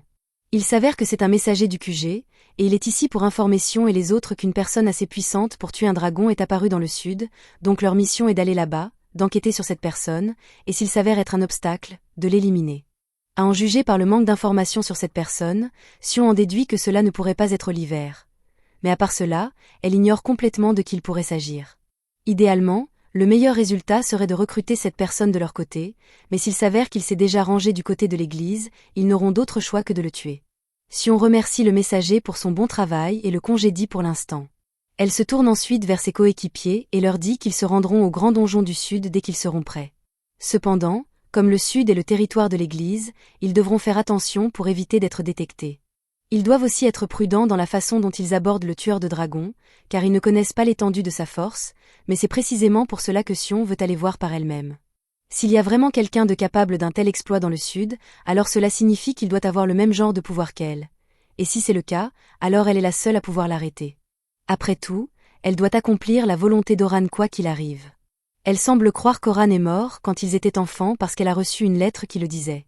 Maintenant, elle croit que l'Église est responsable de la mort d'Oran, et elle a juré de leur faire payer, quoi qu'il arrive. Pendant ce temps, de retour dans le Sud, Oran reçoit actuellement des éloges pour sa performance exemplaire dans la protection des étudiants pendant l'incident du dragon. Ils savent qu'il est fort, ils reconnaissent qu'il possède beaucoup de connaissances précieuses. Et surtout, alors qu'il était dans le groupe des héros, il était assez compétent pour gérer seul toute leur gestion et leurs opérations, c'est donc un multitâche efficace. Pour ces raisons, le chef de clan propose formellement qu'Oran soit immédiatement promu au grade de lieutenant. Une décision comme celle-ci nécessite l'approbation des 2/3 des lieutenants existants, alors il demande à tout le monde de voter sur la question. Cependant, juste à ce moment-là, un des lieutenants prend la parole et dit au chef de clan qu'il veut dire un mot à Oran avant qu'il ne vote. Il reconnaît qu'Oran est fort et compétent, et qu'il est certainement un ajout bienvenu au clan du Lapin Argenté, mais il demande à Oran s'il est prêt à risquer sa vie pour le clan. En tant que lieutenant, les décisions qu'il prendra auront des effets profonds sur la vie de ceux qui l'entourent, et on attend de tous les membres du clan qu'il place le clan en premier en toutes circonstances. Oran comprend pourquoi il poserait une telle question, mais il a fait une promesse il y a longtemps, et il a l'intention de la tenir, donc il ne peut pas se laisser mourir avant cela. Il s'adresse à toutes les personnes présentes dans la salle et leur dit qu'il n'est pas prêt à sacrifier sa vie pour les lapins argentés. Les autres lieutenants sont tous choqués d'entendre cela, car si Oran n'est pas prêt à donner tout ce qu'il a pour les lapins argentés, alors il n'est pas digne d'être membre. Il lui demande pourquoi il a même choisi de venir ici en premier lieu. À cela, Oran répond qu'il veut simplement protéger les personnes qui comptent pour lui.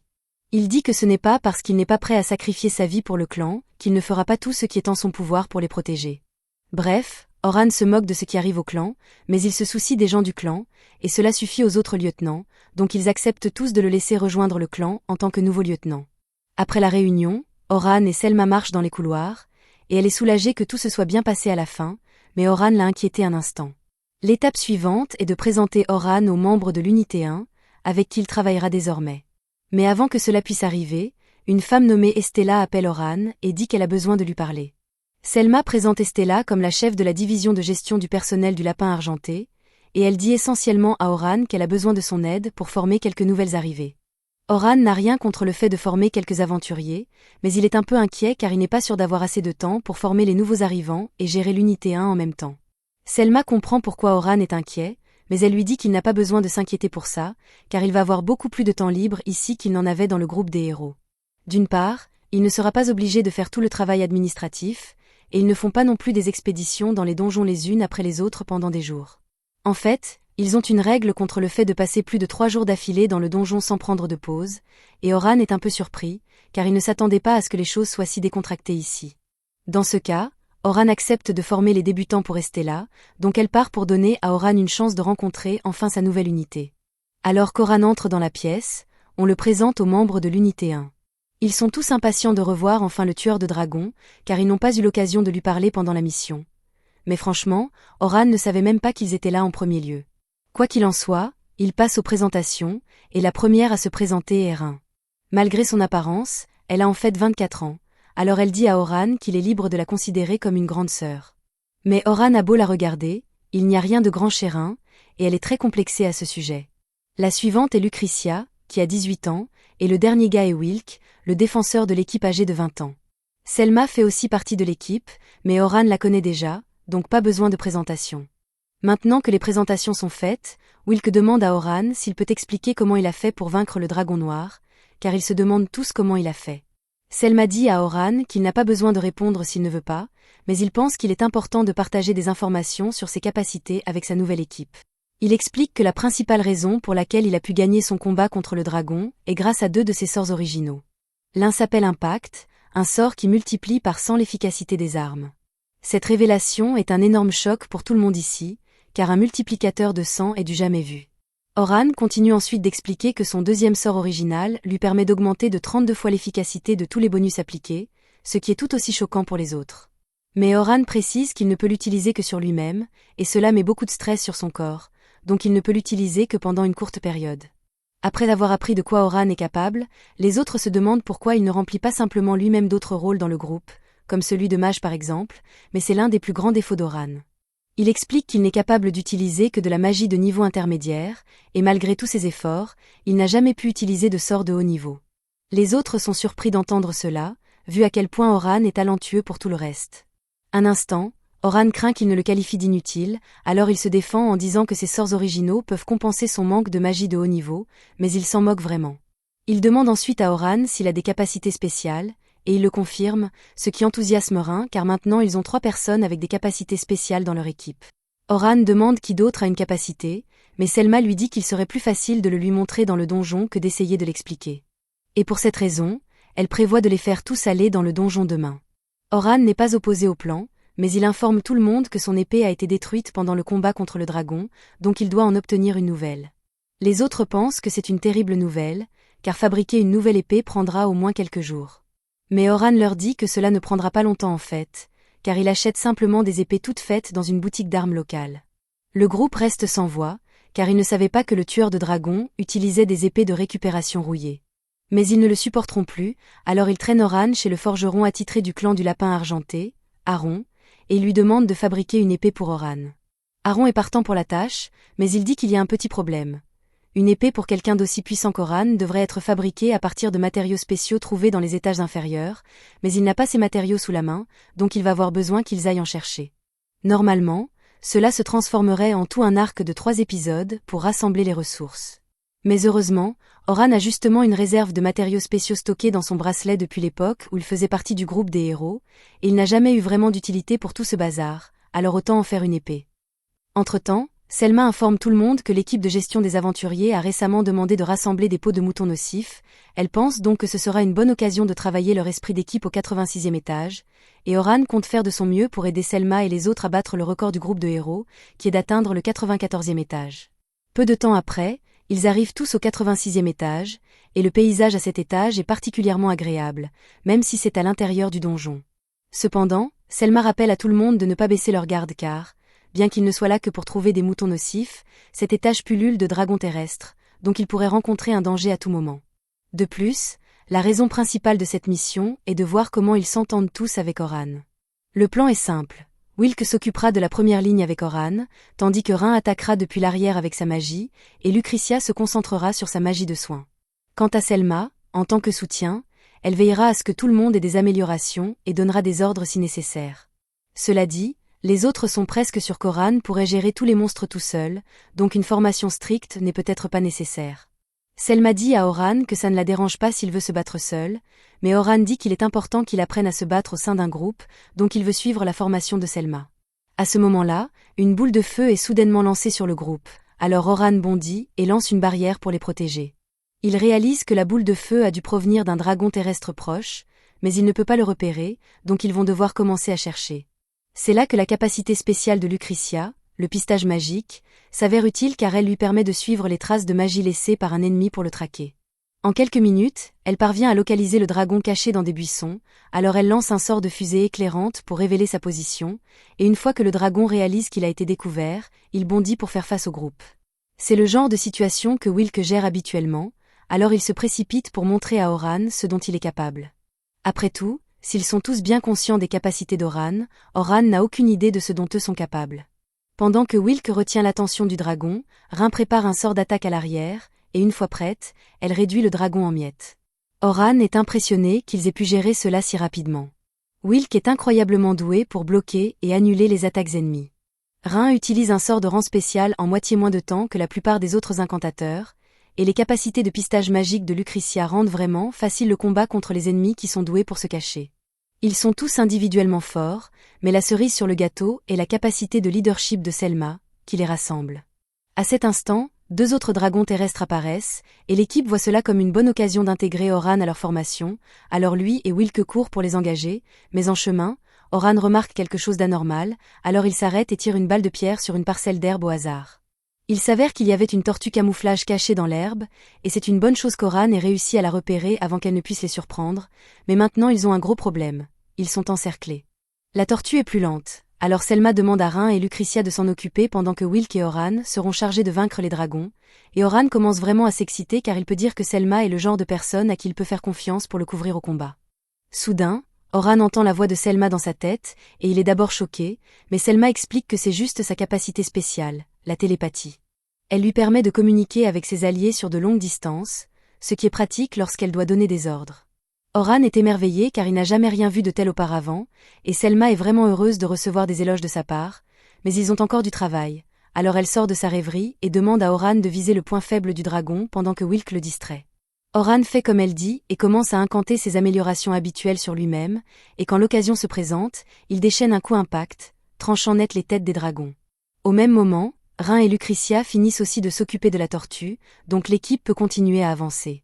En marchant, Selma demande à Oran ce qu'il pense de sa première expérience de travail avec eux, et il dit que c'était merveilleux car ça faisait si longtemps qu'il n'avait pas gagné un combat aussi facilement. C'est assez normal qu'un groupe travaille bien ensemble, mais Oran avait lutté si longtemps dans le groupe des héros qu'il avait oublié ce que ça faisait d'avoir de bons coéquipiers. Selma se tourne vers Oran et lui demande s'il pense qu'ils sont prêts pour le 92e étage tel qu'ils sont maintenant, et Oran lui dit qu'il pense honnêtement qu'ils sont plus que capables de le gérer.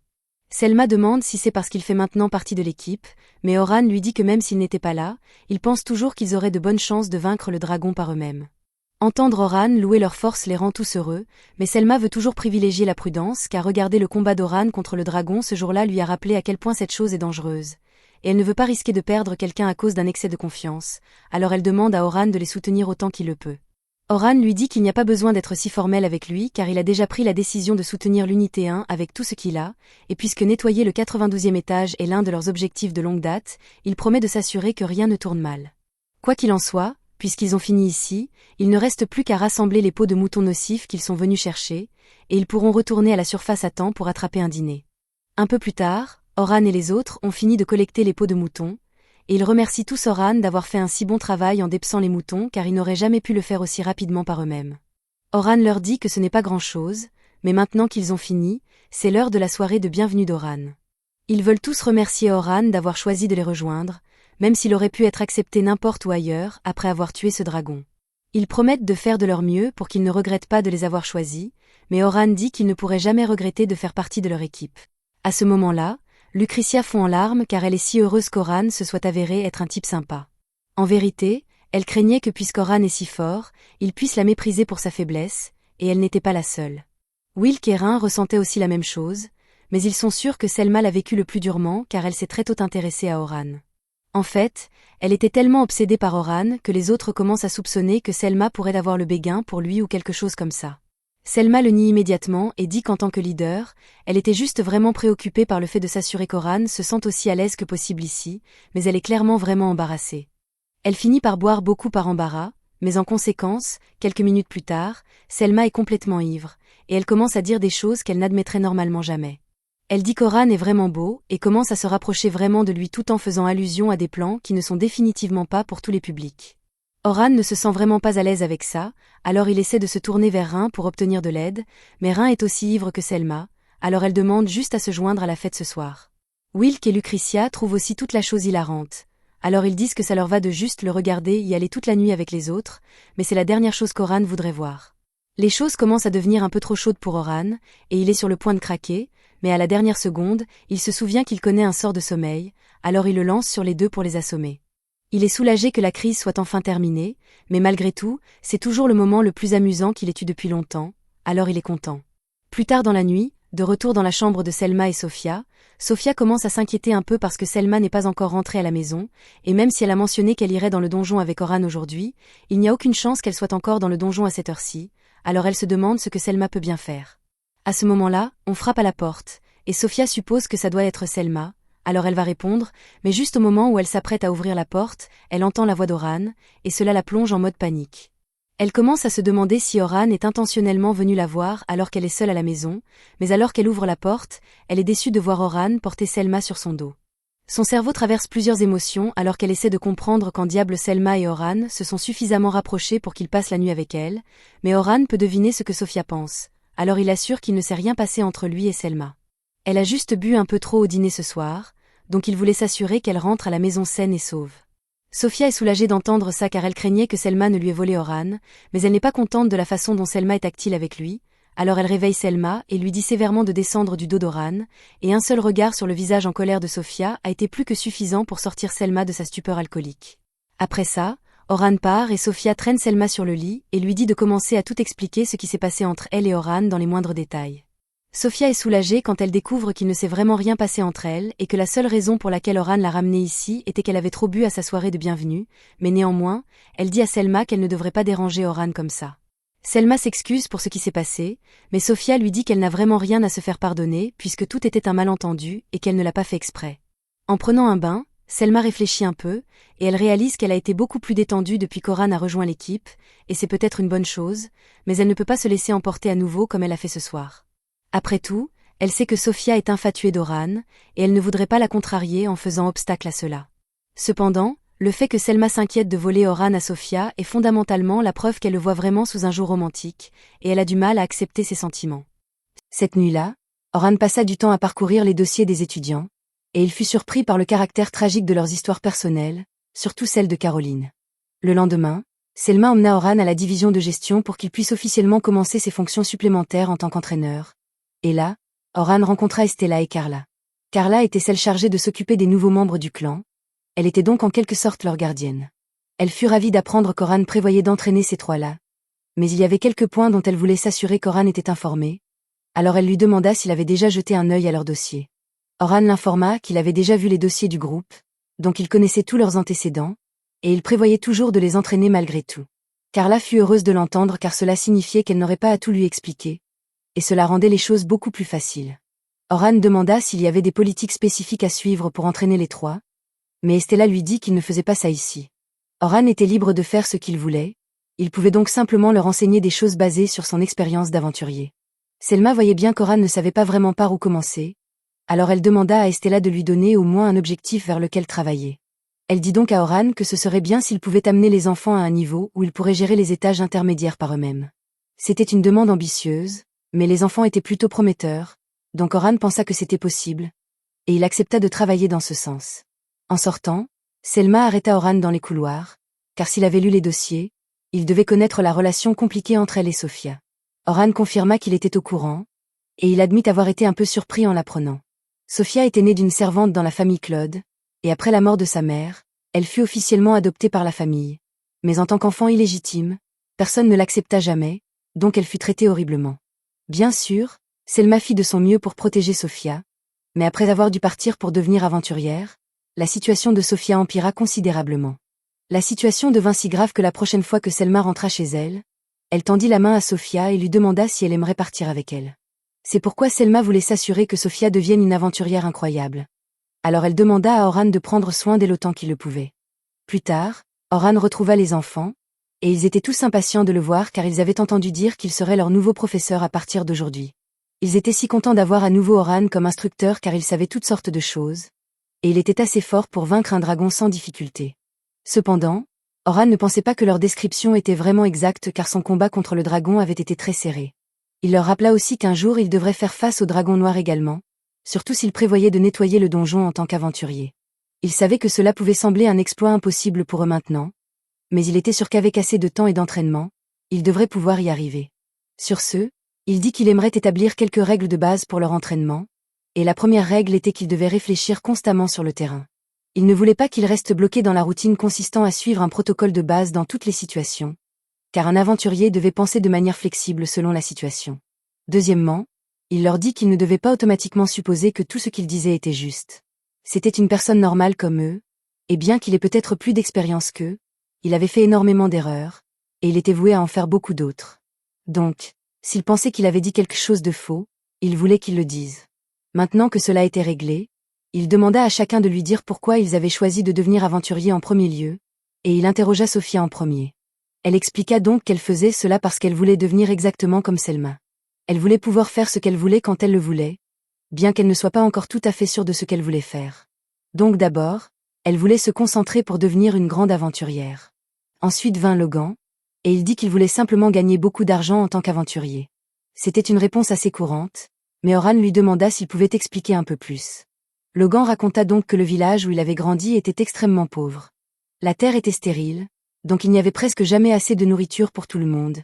Mais les villageois virent le talent de Logan et décidèrent qu'il serait injuste qu'il reste coincé là pour toujours. Ils rassemblèrent donc autant d'argent qu'ils purent et l'envoyèrent à la ville pour qu'il puisse suivre son rêve de devenir aventurier. Et maintenant ils voulaient juste gagner assez d'argent pour les rembourser de leur gentillesse un jour. La personne suivante était Caroline. Alors Orhan lui posa la même question, mais elle lui dit qu'honnêtement elle n'avait pas de raison particulière d'être aventurière. Elle tuait juste des monstres pour protéger les sourires des gens et les garder heureux. Après tout, les gens heureux ne la frapperaient pas comme avant. Elle dit cela avec une expression si impassible qu'Orhan put immédiatement dire qu'il y avait un traumatisme profond dans son passé, et il préférait ne pas ouvrir cette boîte de Pandore maintenant. Alors il passa outre et accepta que Caroline combatte des monstres pour rendre les gens heureux. Maintenant qu'Orhan comprenait pourquoi ils avaient tous choisi de devenir aventuriers, il leur dit de toujours garder leur objectif à l'esprit pour maintenir leur motivation. Sur ce, Sophia demanda à Orhan s'il avait une raison pour devenir aventurier, et naturellement, il en avait une. Il expliqua donc que son objectif était de devenir assez fort pour ne plus jamais perdre quoi que ce soit ou qui que ce soit de proche. Il avait réalisé il y a longtemps qu'on ne pouvait rien protéger si on était faible, alors il prévoyait de continuer à grandir en force jusqu'à ce que personne ne puisse le battre. Il dit aux enfants qu'il n'avait pas l'intention de les traiter comme des enfants, donc il voulait qu'ils donnent le meilleur d'eux-mêmes pendant l'entraînement, et ils acceptèrent tous de le faire. Cela fait, Orhan se tourna vers Caroline et lui demanda si ça la dérangerait s'il l'appelait désormais par un surnom. Elle dit que ça ne lui importait pas particulièrement, mais elle demanda pourquoi il voulait tout à coup lui donner un surnom, et Orhan expliqua que le nom Caroline était un peu trop long à dire en cas d'urgence, donc il voulait l'appeler par quelque chose de plus court.